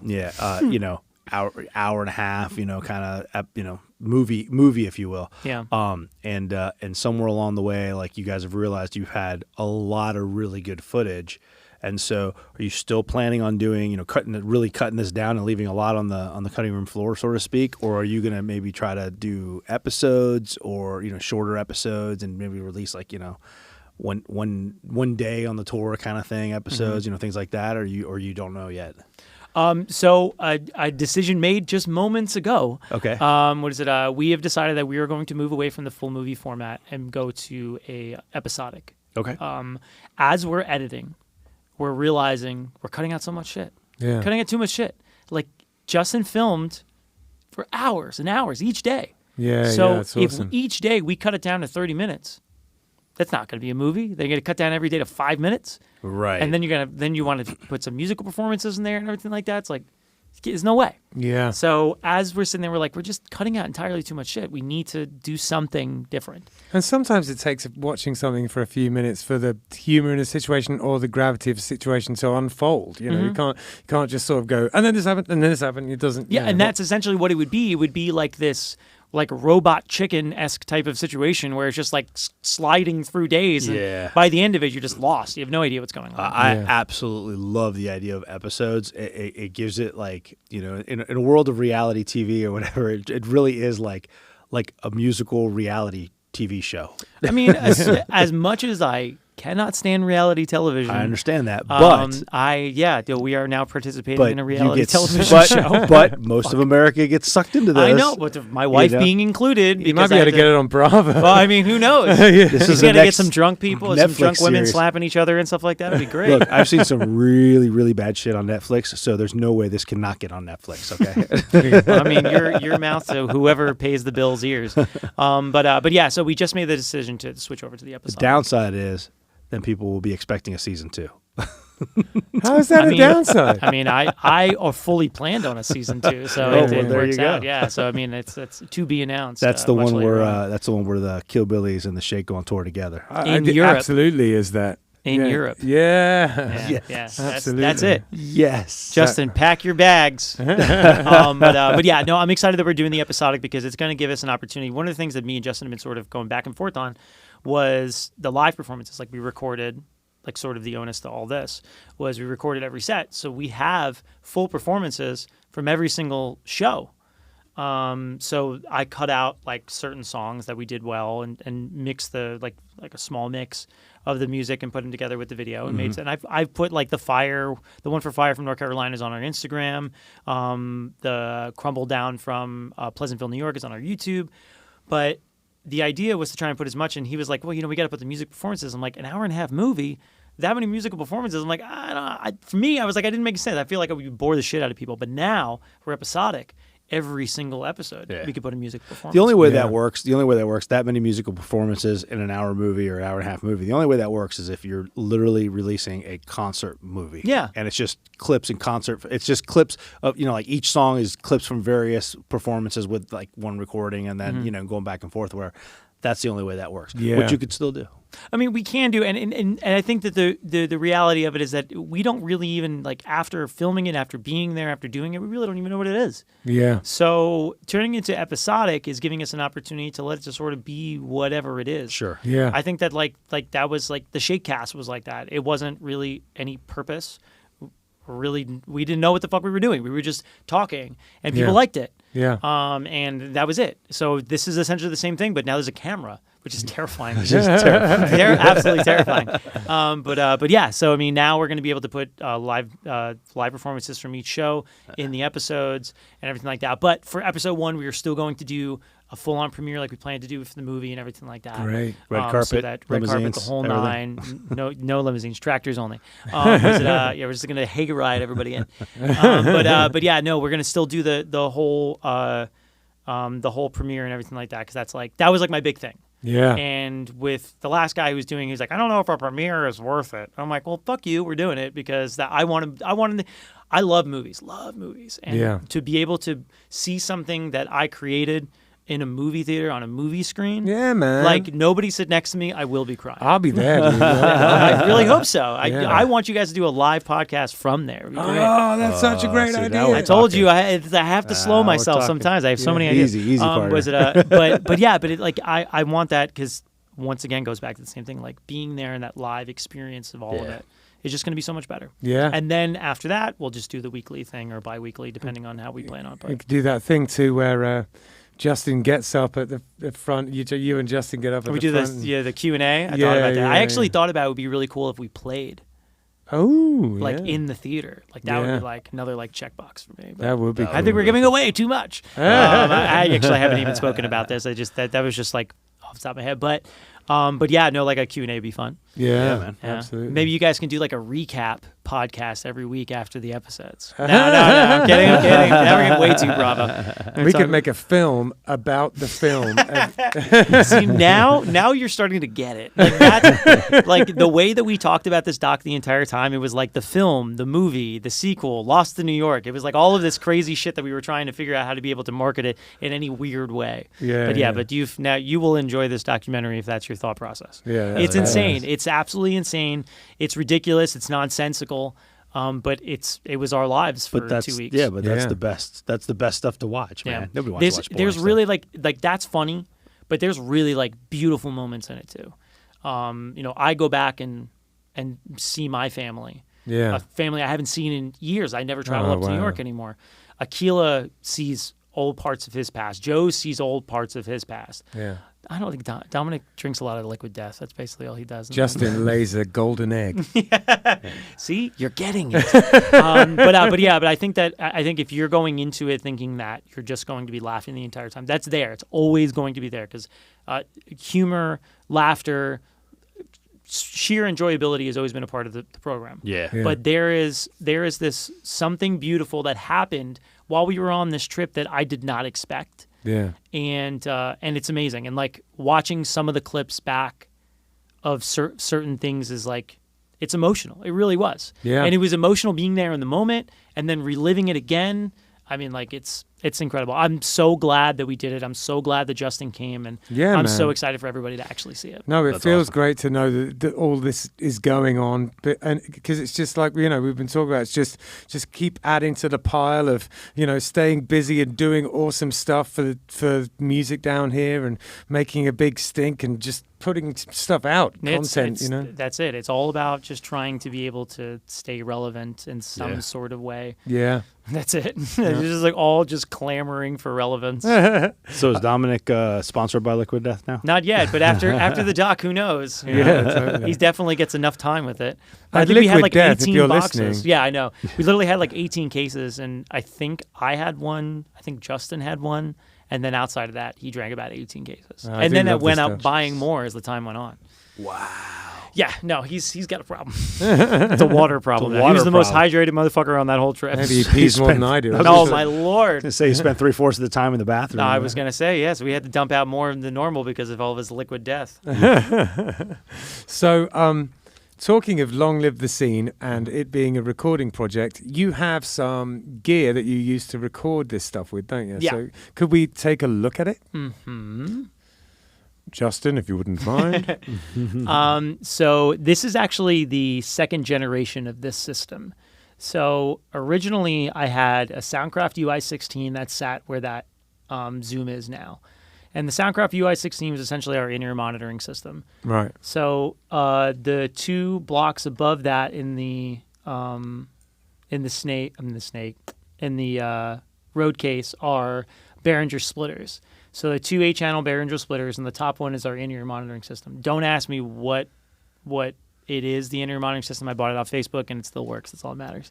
Yeah. It doesn't have a brand on it. It just says wireless. So And you're setting this up every time you play now. So the reason why I say second generation, so what I had to do when we were on tour is I had a different mixer. It was a version of that Zoom, but it was a tabletop one. Right. And I had to essentially plug it in every show. I'd have to go there and set up and route the snake. It was a big pain in the ass. So I wound up buying that Zoom, the Zoom L20R. So it's a rack system. It's a 20-channel PA system. It has 6 auxiliary outputs, and it also records individual tracks to an SD card on it. Wow. So So now you can use that just as a PA and while recording as well. it can record. You can use it as a PA. You can record. It also, if you see, it has the FireWire, that USB-C or whatever the hell that is. So you can use it as an audio interface, and you can record into it with an SD card. Is FireWire one of those words that Americans find hard to say, like the rural juror?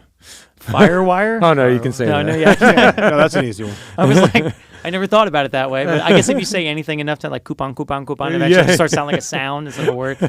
Anyways, the Zoom L12 is the one that I was using before that, and it is the best purchase I've ever made in my entire life. Okay, and yeah, this wow. one only just made it better.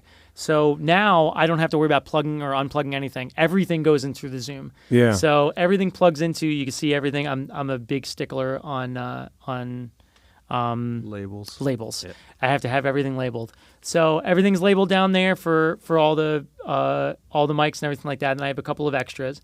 And one side through the splitter goes out to a snake, which will go to the house. Yep. And then the other side goes into the mixer, into the Zoom. So the side that goes out to the house, obviously, that they get clean mics signals, just like we did. You guys saw the process when we played with you guys. I was going to say, I thought you did such a great job of it. And the sound guy who was there, he had, virtually no problems, just kind of routing everything through it. It just worked. It was really cool. Yeah, I was very impressed. It's a nice system in like routing the mics out. All the snake sides are labeled. Yeah. So it literally says like guitar, vocals, bass vocals, everything like that. But I usually sit with the sound guy and I'm like, all right, I most of the time I never go and just hand them. Like that was the idea, was just to be like, here you go. But I can't do that. So I go, where do you put your guitar vocals? Like this vocal is like, oh, boom, boom, boom. And I put it all together for them. And it just gives them a clean signal so they can do whatever they want. So the house is theirs. Yeah. And then the other side goes into the Zoom. Now on the Zoom, every single channel has a gain function. Every single channel can get phantom power. Yeah. It's a beautiful, beautiful piece of equipment. It's also digital. But the one thing about this being digital, as opposed to most digital mixers run on Wi-Fi. This one runs on Bluetooth. Yeah. So okay. no dropouts, no interruptions. It's incredible. Yeah, that's really cool. And I'm glad to see Zoom making good stuff these days, because there was a bit of a dip there, but now they've really come back strong. So a whole load of great Zoom products out there. I found out about the L12 on YouTube. I bought it on a whim, and that's what we did the Shakecast with. We literally, because we just plug into it, record everything individually, and it goes into individual tracks. And the SD card, you literally just put in your computer and you have all the individual tracks. And as long as you watch the gain, then you're fine. Yeah. And it's incredible. It's really like changed everything. That's fantastic. So I started setting that up, and once I started doing that, I realized I had other bands, and now I'm just like every show. Like if you want to be on Long Live the Scene, book a show with the Shake. Yeah. We'll be on the same show. It's or really sometime cool. when I play with Dominic too, same thing. Yeah. Like Keep Flying, I was playing with Dominic, so we were able to record the whole entire show. And so it's nice that I got, when we played with you guys, I recorded your whole set and everything like that. It reminds me a little bit of whenever you buy a new instrument, all of a sudden you've written a new song. It's like you bought this piece of gear, and it's just like all this stuff is happening because, just really from that, deciding to do it. Yeah, I mean, the original L12 was a game changer for us. For when I bought it, we were using it as a writing tool. Yeah. So we would record all of our practices. Yeah. And then I would go home and I'd listen to practice. Yeah. It was very annoying because they were long. I'd listen to practice and I'm like, okay, well, we're working on the song, and I would just cut pieces. And I'd piece the songs together. Yeah. And then I'd send them to the guys. I'm like, all right, this is the way we should try. So the next time we go into practice, the song would be done. Boom, done. That's why we were That's really cranking out cool. songs so easily. Yeah. Because we were literally recording everything. And then it came to the Shakecast, and we do the same thing. And then I Yeah. have the individual tracks I can be able to mix and put them on for the podcast. Yeah.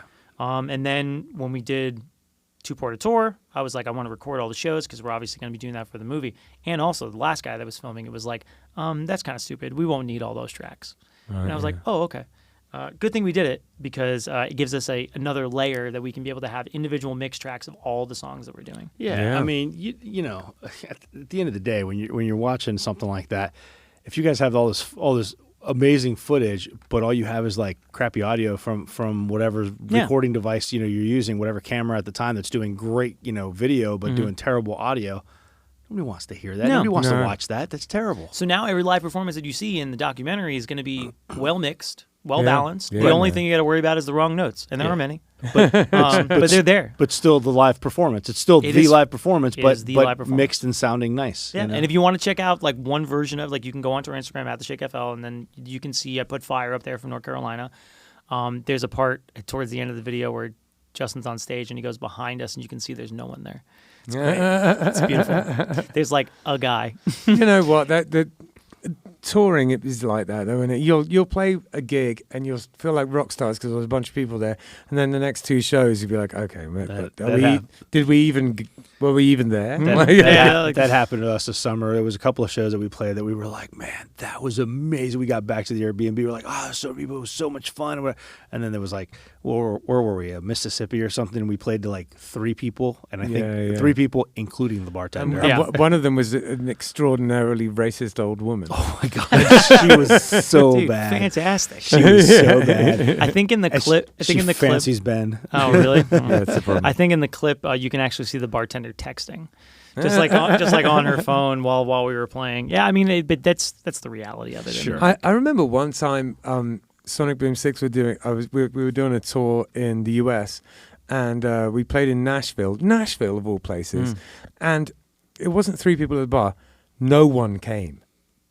There was no one in there. Nashville? Yeah, and we just left. No one came. Were you playing like on the strip in Nashville? No, or, like, off the here's the strip? thing. At the time, I didn't live in the US. I didn't really know what was going on, and I didn't know anything about Nashville or anything. I can't even. And I was probably asleep in the van on the way. But I have no idea where we were. Fair. We were just in Nashville somewhere. But yeah, that was. You were actually in Georgia. Yeah, I know, right? It was. You were in brutal. Nashville, Georgia. Yeah. We're like, we're in Nashville, guys. Sort of. Yeah. I guess. That's hilarious. Yeah, no, I mean, a tour can be. I think that's like part of the thing that you kind of see in the documentary too, is that like there's nights where it's great and there's nights where it sucks. Yeah. And like when we did the tour prior to that, our very last night, we had the best show of the whole entire tour. Yeah, and it was nice. like a big crowd that cared, sang along with us, danced along with us, and everything like that. That's awesome to end the tour like that. Yeah. Oh, not on Two-Porter Tour. No. That's not. It was the tour before that. Sure. When there was no Gotcha. cameras. Yeah. When there's no one to prove that it actually happened. That's when the best shit happens. It's like trying to do a kickflip. Yeah. Very similar. Yeah. Yeah. Yeah. So the other thing that I wanted to touch on before we get into what's next is what's going on with you writing an entire album of rockabilly songs in one day? Yeah. This is like we've had a very nice conversation. So I've had over the last 2 weeks have been some of the hardest couple weeks that I've had. Oh, mate. It has been a lot has been going on with the band and everything like that. And after we got back from tour, we had a great time and everything like that, but tour took a big chunk out of us financially. Oh, yeah. And we've been having a really hard time recovering, each of us. Yeah. And Akila was hit the worst out of all of us, and Akila Right. had a lot of unfortunate things that's happened. And he's still the most resilient son of a bitch on the planet. Yeah. And he's fine. But there was like a moment where things switched and we wind up having to cancel a bunch of shows.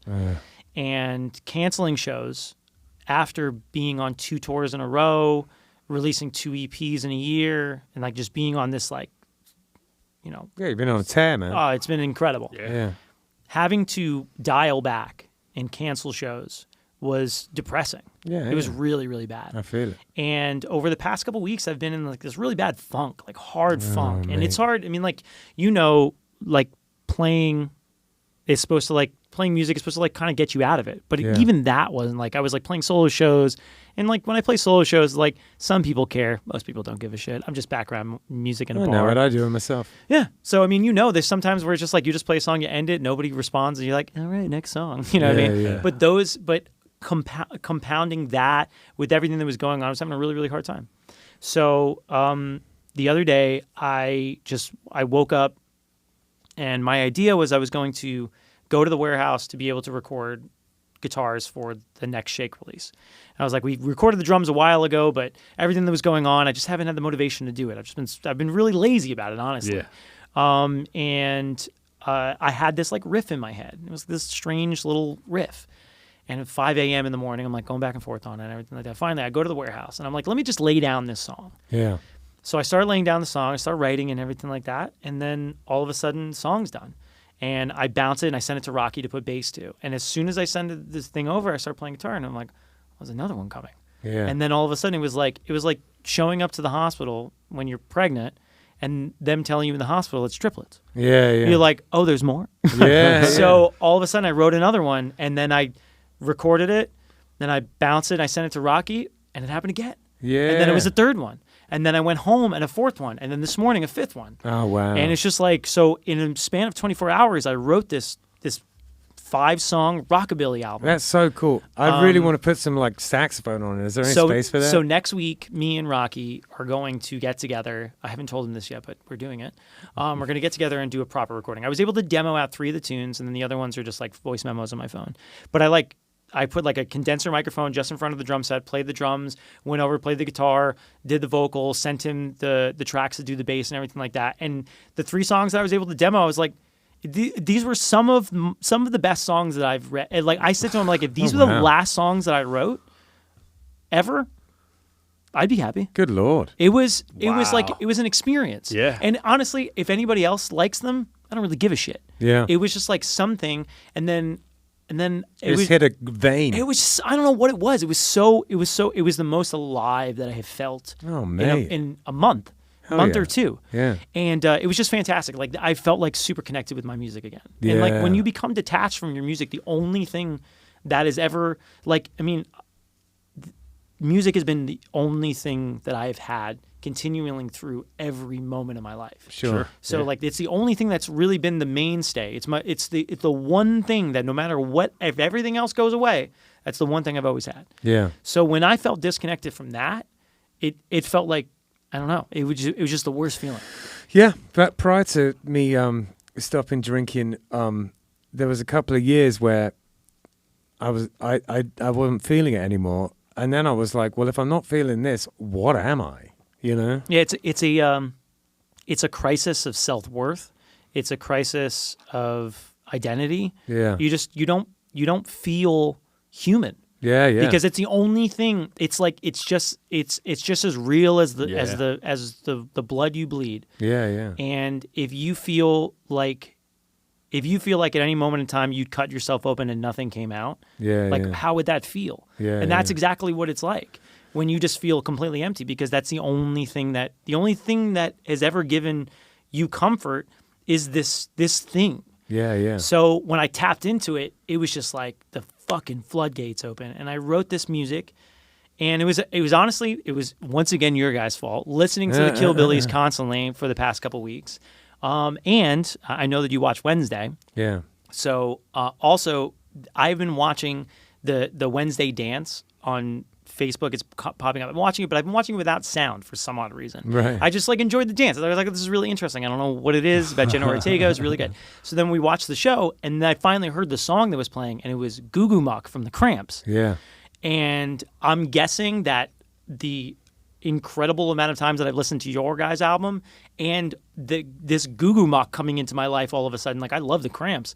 It was just like this thing sparked. Oh, wow. And it just awesome. made this thing. So That's now I demoed out the 3 tunes. I have 2 more, and then so next week we're gonna put together like a proper recording of it and do it the same way. Like I have the L12 audio interface. I'm gonna have a condenser microphone set up for vocals, a microphone on an amp, a microphone on the drums, and everything will be single mic in the room. What we get from the room is what we get. It's like old school fucking the way it should be. Yeah. Instead of all the individual mics and the processing and all that stuff like that, like the drums that I got on this demos, I loved. It was just a single condenser mic. I put a tiny little bit of reverb, a little bit of EQ, and some slapback delay on it. It's great. It's just chunky, great. It's so great. And it was just like a really, really cool experience to like sort of like go back in time to like when recording was much simpler. Yeah. Like back, I was explaining to Justin earlier. So then on top of that, I started doing research, and I started to realize that like a lot of the music that I loved when I was a kid was all like I grew up on 50s music. Yeah. And it was all this shit. Yeah. And as I'm listening to it, I'm like fucking Buddy Holly and Richie Valens and Yeah. Elvis, and I'm like, my God, like this is the stuff I listened to when I was a kid. Like there has to be some reason this is happening. Yeah. So it was like this weird epiphany with it. And so going through and researching a bunch about rockabilly, I loved being able to dive into actually researching the genre and the artists and everything. Facebook popped up this rockabilly festival that was happening on the other side of Florida. And I was like, you know what? Fuck it. So I made a fake band, and I put the song on there, and I sent it over to the festival, and they got back to me, and they're like, we love it. We'll get back to you by the end of the day if we have a set time for you. Oh, wow. So I might need a band. But it was just like this really weird thing that I don't know why that genre, I don't know why that time, I don't know why the subject matter. I love rockabilly. I love it. Do you remember that band, Sweet Chariots? Do you remember that? So they were a band. Sadly, one of the members passed away a few years ago, but they were the circuit. The Killbillies and them basically played a lot of the same shows back in the day, and they were really, really good local rockabilly band. And every now and again I play sax for them, and I play sax on the raps. I'd see if I could dig out an album to play you, because they're really awesome. And I've always been a big rockabilly fan. You know, Killbillies isn't really rockabilly, but it's got little bits here and there. You know, the second tune I wrote is called "New Times, New Issues," and it's very, very Killbillies. Oh, cool.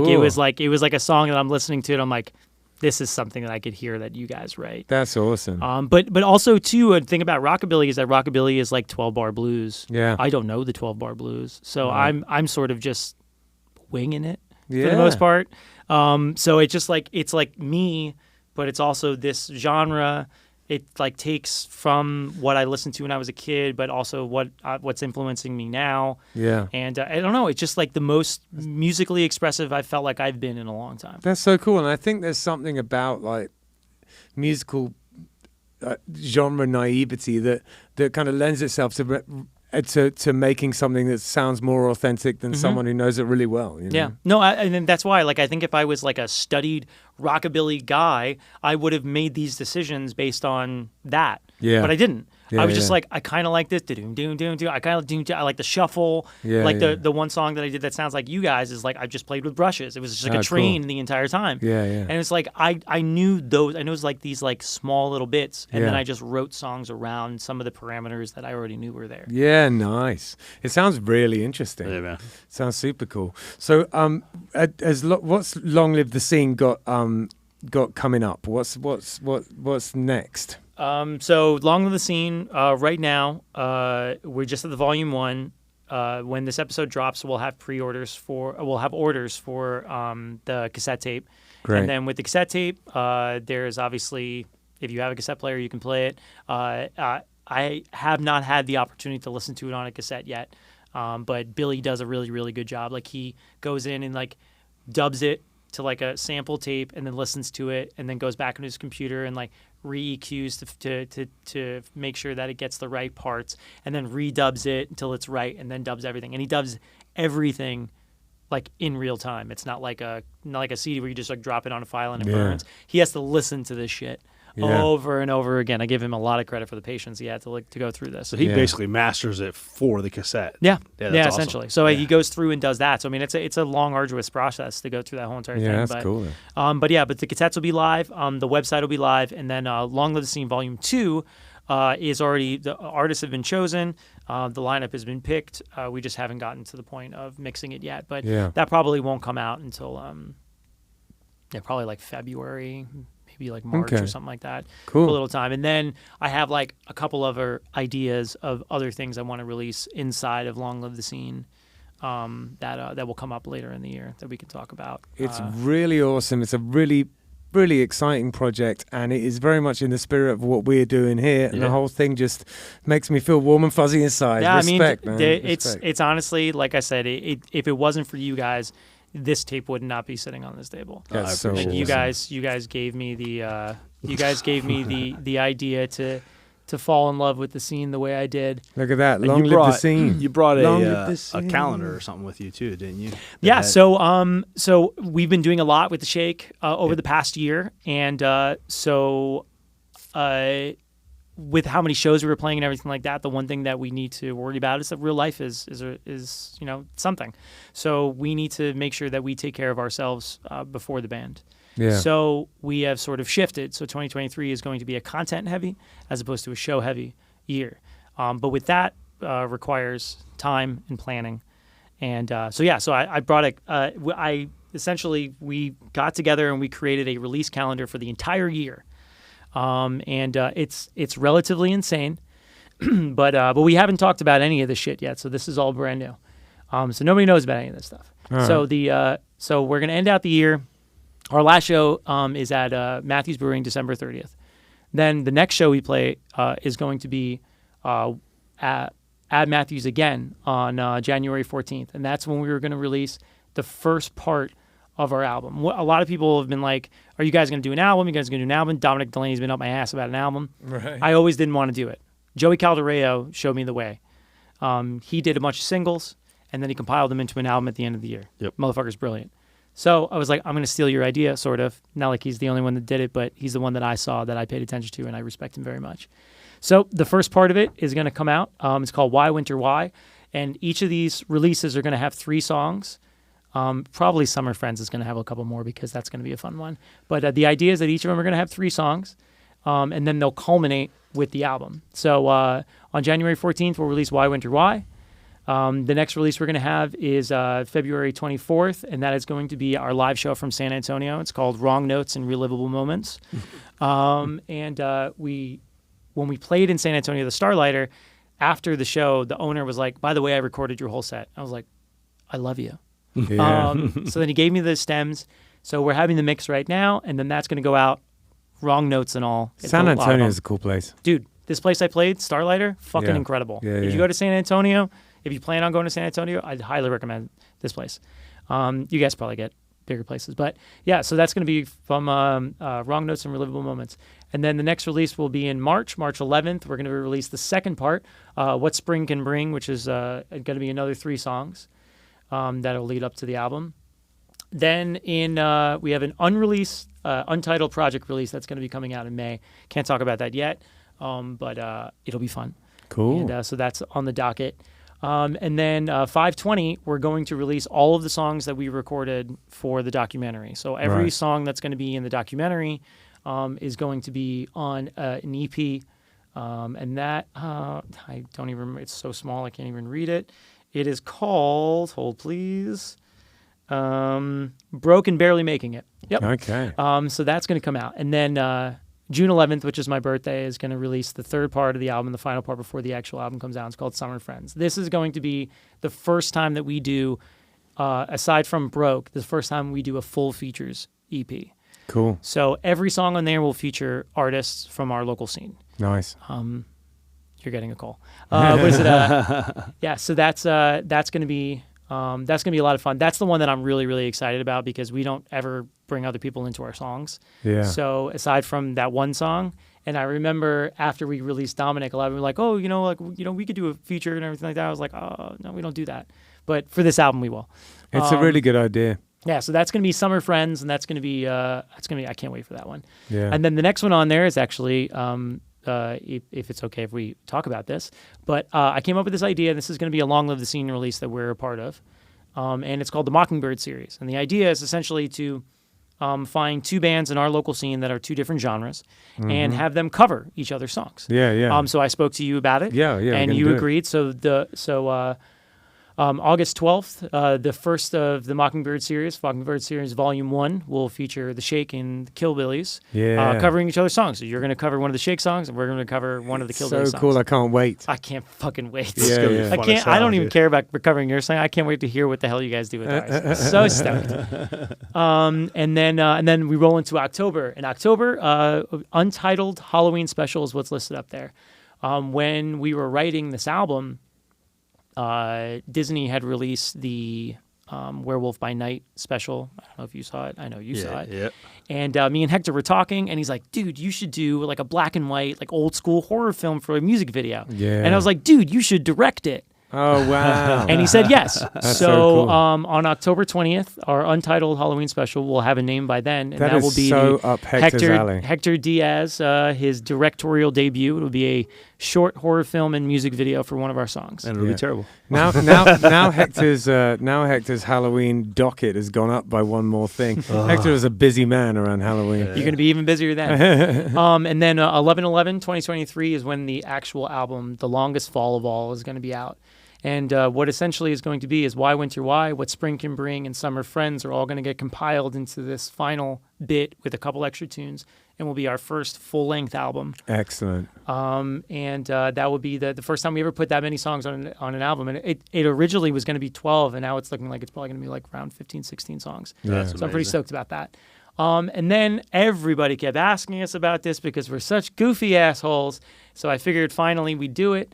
And that means that December 15th, we will release the very first Shake Christmas album. There you go. There you And, go. BFD have got a really awesome one, so it'd be interesting to see how you box against their badass Christmas album. Yeah, so it's going to be interesting because I know that we're going to have to cover a couple tunes just to be able to do some standards our way. Yeah. But then I've already gotten on writing a couple of original Christmas songs. Excellent. And That's also, one of the things that I really wanted to do was Carol of the Bells is like a really big popular song. Yeah. And it's an instrumental. Yeah, yeah. There can be others. Yeah. So we're writing a Christmas instrumental as well. That's awesome. Yeah, we already started getting the ball rolling on that type of stuff so that we're all prepped and ready. But I think one of the things that we wanted to focus on was less shows this year and more stuff. Yeah. More content. Also, with January, we're going to be bringing the Shake Cast back.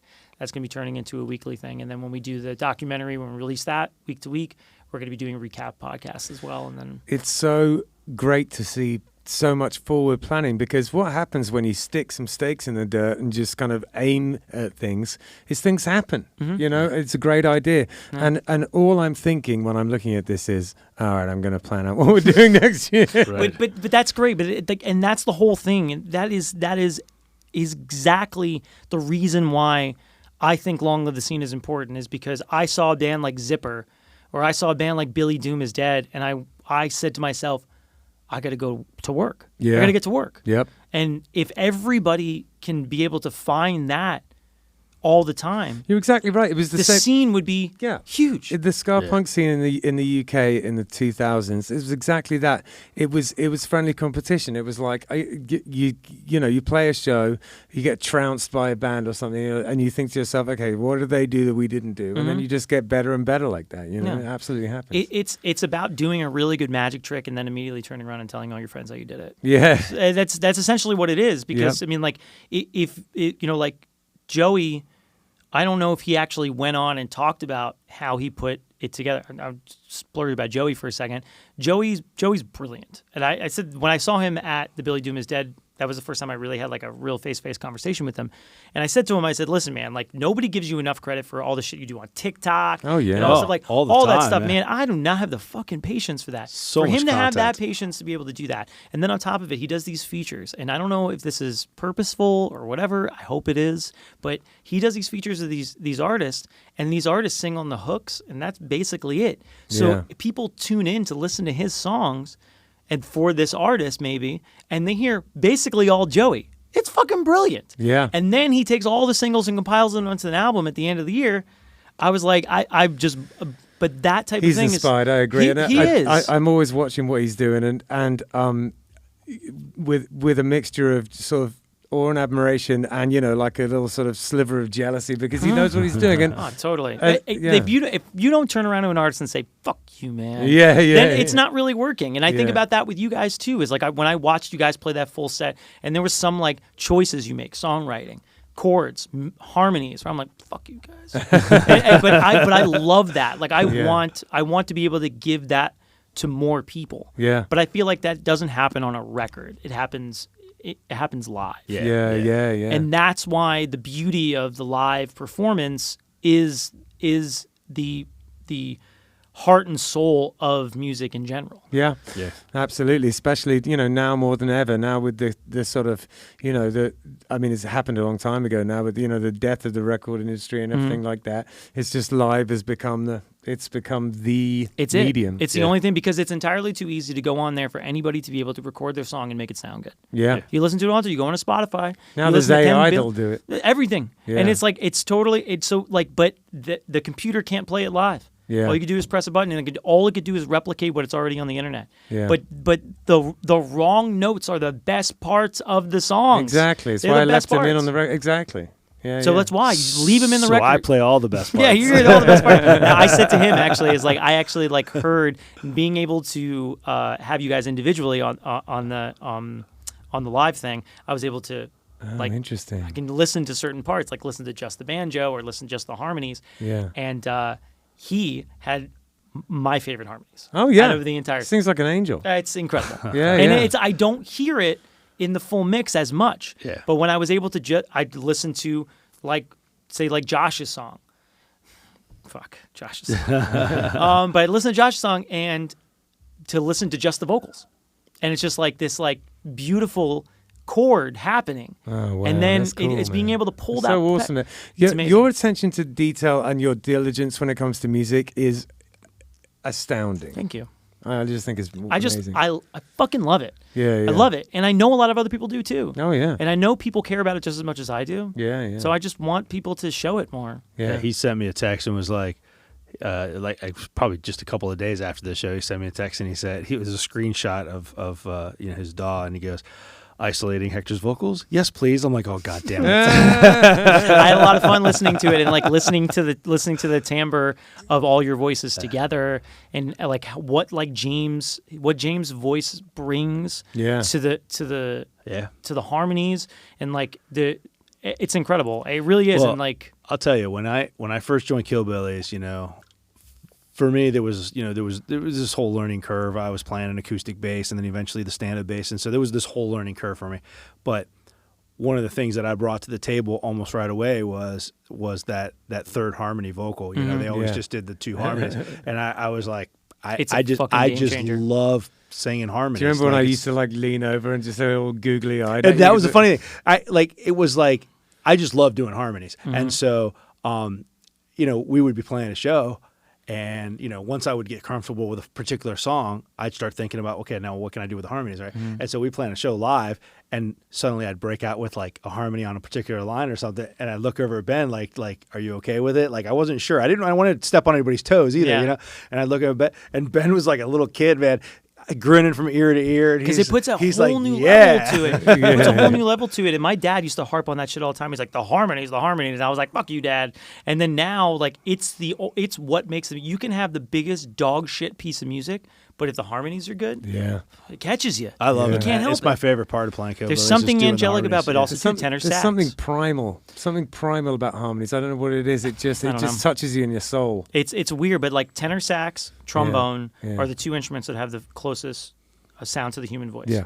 So that's why, like, when people hear tenor sax, they immediately get wet. Yeah. It's just something that happens. Yeah. And voices together have that same type of thing. Yeah. But I don't like large amounts, like choirs and stuff like that. That doesn't do anything for me. Right. But three people can blow your socks off. Yeah. And that's, and like listening to your songs, just the vocals, was incredible to be able to really like listen to what you guys are doing. Yeah. And I had the opportunity to do something that nobody else has the opportunity to do except for you guys. Yeah. I which is think cool. it would be really cool to, to have you consult and help us with the next record, because just the fact how much you care, you can't buy that. You know, you can't buy that kind of care. Someone's either going to do it or they're not. You can't pay someone enough money to care to give like a shit, that, really. you know. Yeah. So I'm going to be talking to you about that. I mean, I would love. I love to be a part of anything that you guys do. I think that you guys are inspiring musicians and inspiring people as well, especially for the scene.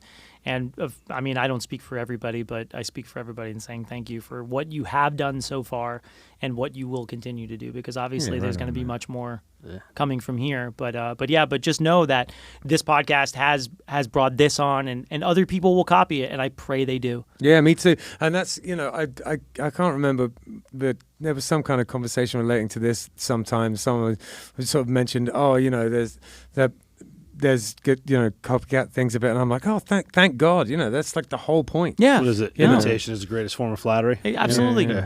Steal. Take it. Yeah, exactly. Take it. You want the password? I'll give you the fucking password. You want to do it?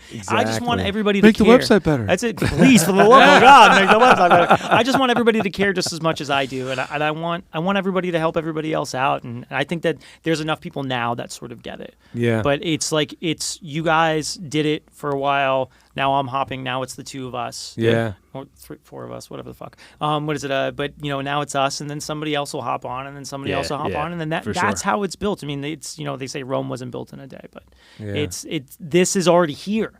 It's already here. It's just about uncovering it. It's already there. That's really what it comes down to. I mean, we haven't done anything to build anything that isn't already here. We've literally just spotlighted it. Pulled back the curtain and shown you the man behind the curtain. Like, that's it. That's all we've done. Yeah. No, but it's incredible, and it for me, it's been completely eye-opening, and like I said, it's created my love affair with the scene. That's awesome. That's the biggest compliment, and I know you mean it by the way that you can see it in your eyes, and it means a lot. Yeah. I thank you. Yeah, man. Well, what have we got coming up? Anything? Well, yeah. On a side note, before we get to that, I just wanted to mention to you that you were talking about Joey, and Joey is actually going to come on the podcast next week. That's and we're going to talk right. about his Chasing Constellations album. No shit. And most importantly, we're going to ask him where the fuck he got an astronaut suit from. Yeah, I saw that today. I was like, what did you sew that yourself? I know. That's a pretty badass costume. That's marketing right there, man. Well, then I thought to myself, I was like, wait, is he the guy on the photo? Was that an actual, for a second I was like, did he just, I didn't put that together. Is it him and then he just photoshopped himself? And Is like, he no, actually but an astronaut? I don't know. Did he's he a fucking actually alien. go to the moon and take that photo? Whoa. Wow, we've been here for too long. It's now actually, the show's been released. The show should have been released 12 minutes ago. No, what do we have going on? Killbillies. We have I left my phone in the other Friday room. night. We are playing at O'Shea's. Yeah, that's right. And that's going to be a really good time because O'Shea's is always a really good time, but also it's my birthday weekend. Yeah, bro. So, my birthday's not till Sunday, but we'll celebrate all weekend. I'm fine with that. Yeah. So Friday we're playing O'Shea's. Saturday we're playing Carson's. Yep. Yep. And Carson, I actually met in O'Shea's. That's how I got us the gig years and years funny. ago. That's funny. Yeah. And he's a good guy, man. I love Carson, and I love playing in his tavern. And do you guys have Square Grouper this week, or did you have it last week? Yeah. Yeah. So you have Square Grouper 3 to 6 Saturday, Yeah. and then Sunday we don't have anything. Do you have a solo? No. No. I'm actually rehearsing with the band that we play with here. The adult band. The adult band, because we wanted to get some extra rehearsals in. Nice, yeah. So I think I'm going over to Marilia's house or something, Okay. doing a practice. But yes, and we're playing a gig with them on January 7th. We are. It's going to be Killbillies. It's going to be that band. Euphoria. Euphoria is playing. But what's the name of the adult band here? I guess I'm in them because I play a bit of keys. They're called the Inflammators. The Inflammators, that's right. So it's the Inflammators, it's us, Killbillies, it's Euphoria, and there's one other LMC band. Yeah. Revelations. Yeah. So it's gonna be at Swampgrass. Yeah. And, it's gonna be fun, man. It's gonna be a good time. Swampgrass. Yeah. Old school. I know. Yeah, man. Totally. It's gonna be fun though, man. I mean, playing both Killbillies and Euphoria, and I'm excited, man, because this Euphoria just came out of like a I gotta say, like probably a year-long hiatus. We just set it aside and just didn't get to it. And so we got back together. We all had a nice conversation about where we wanted to see this go, and we got back together and had our first practice a few weeks ago, and it went extremely well. Like Excellent. I mean, we came out of the gate like swinging, and there was a few misses here and there, but for the most part, it was like we picked up where we left off. I loved it. Loved it. And so, yeah, that's going to be our probably our first and only show, doing the concept album in its entirety. It's so cool. And then So we'll get into mad. the studio and start recording, man. Once again, imitation is the finest form of flattery. Man, so excited. I'm so excited. Yeah. That's really cool. And you know what would be really funny is if you guys played the album in its entirety and then we played the album in its entirety. Right. Just have every band come on and play their album in its entirety. That'd be great. But, And I'll be at the merch table selling both albums in their entirety. in their entirety. All right, listen. Thanks so much for coming, Ricky. It's I always a appreciate it. pleasure. Yeah, Thank you so much for having me again. Yeah, absolutely. Yeah, man. wicked. Fourth time. Now we got to work on fifth. Right? Yeah, I I'll come told back you. with the rockabilly band. No. rapping. No. you got anything you want to plug before we get out of here? Any geese coming up, shake gigs or anything like that? I have a solo show at a new place in Atlantic Avenue called Atlantic Avenue Yacht Club. Okay. It's the old Bull Bar. Oh, yeah. Playing Okay. there 7 to 9 tonight. But yeah, other than that, we have our last show of the year is December 30th at Matthews, and then that night, January 7th, where you guys are playing, we're actually playing with Young Fiction. At Tough nice. Times. Cool. Yeah. Oh. We have 2 shows, January and February, with Young Fiction. Oh, hell yeah, Nice. man. Yeah, Yeah, so- anybody listening that doesn't know Young Fiction is my son plays drums for them. So. I've been trying to get them on a show with us. Yeah. And it's just like schedules have just been. That's what Gavin was telling me. Like something. There was a show. I guess they were going to play with you, but then there was another band that was originally going to play, and then ended up being able to play finally or something. And so then yeah, they couldn't play. that was the January show. They were like, Yeah. the band was here, then they weren't here, and this, that, and the other, Yeah. and then but it Us is what three it should is. start a band called Old Reality. Oh. Bro, wait a second. How old do you think I am? Only kidding. Yeah, but that's it. Yeah, man. Longlivethescene.com, please go to the website. Yeah. It looks like shit, but it helps. Yeah, totally. Yeah, longlivethescene.com. Of course, 561music.com. As always, there's 561music.com has all the tabs in there. You can click to go to Killbillies. You can click to support the podcast. You can become a sponsor. There's just a whole wealth of knowledge and stuff there about the podcast. And then, of course, all our socials at 561music podcast. Yeah, absolutely.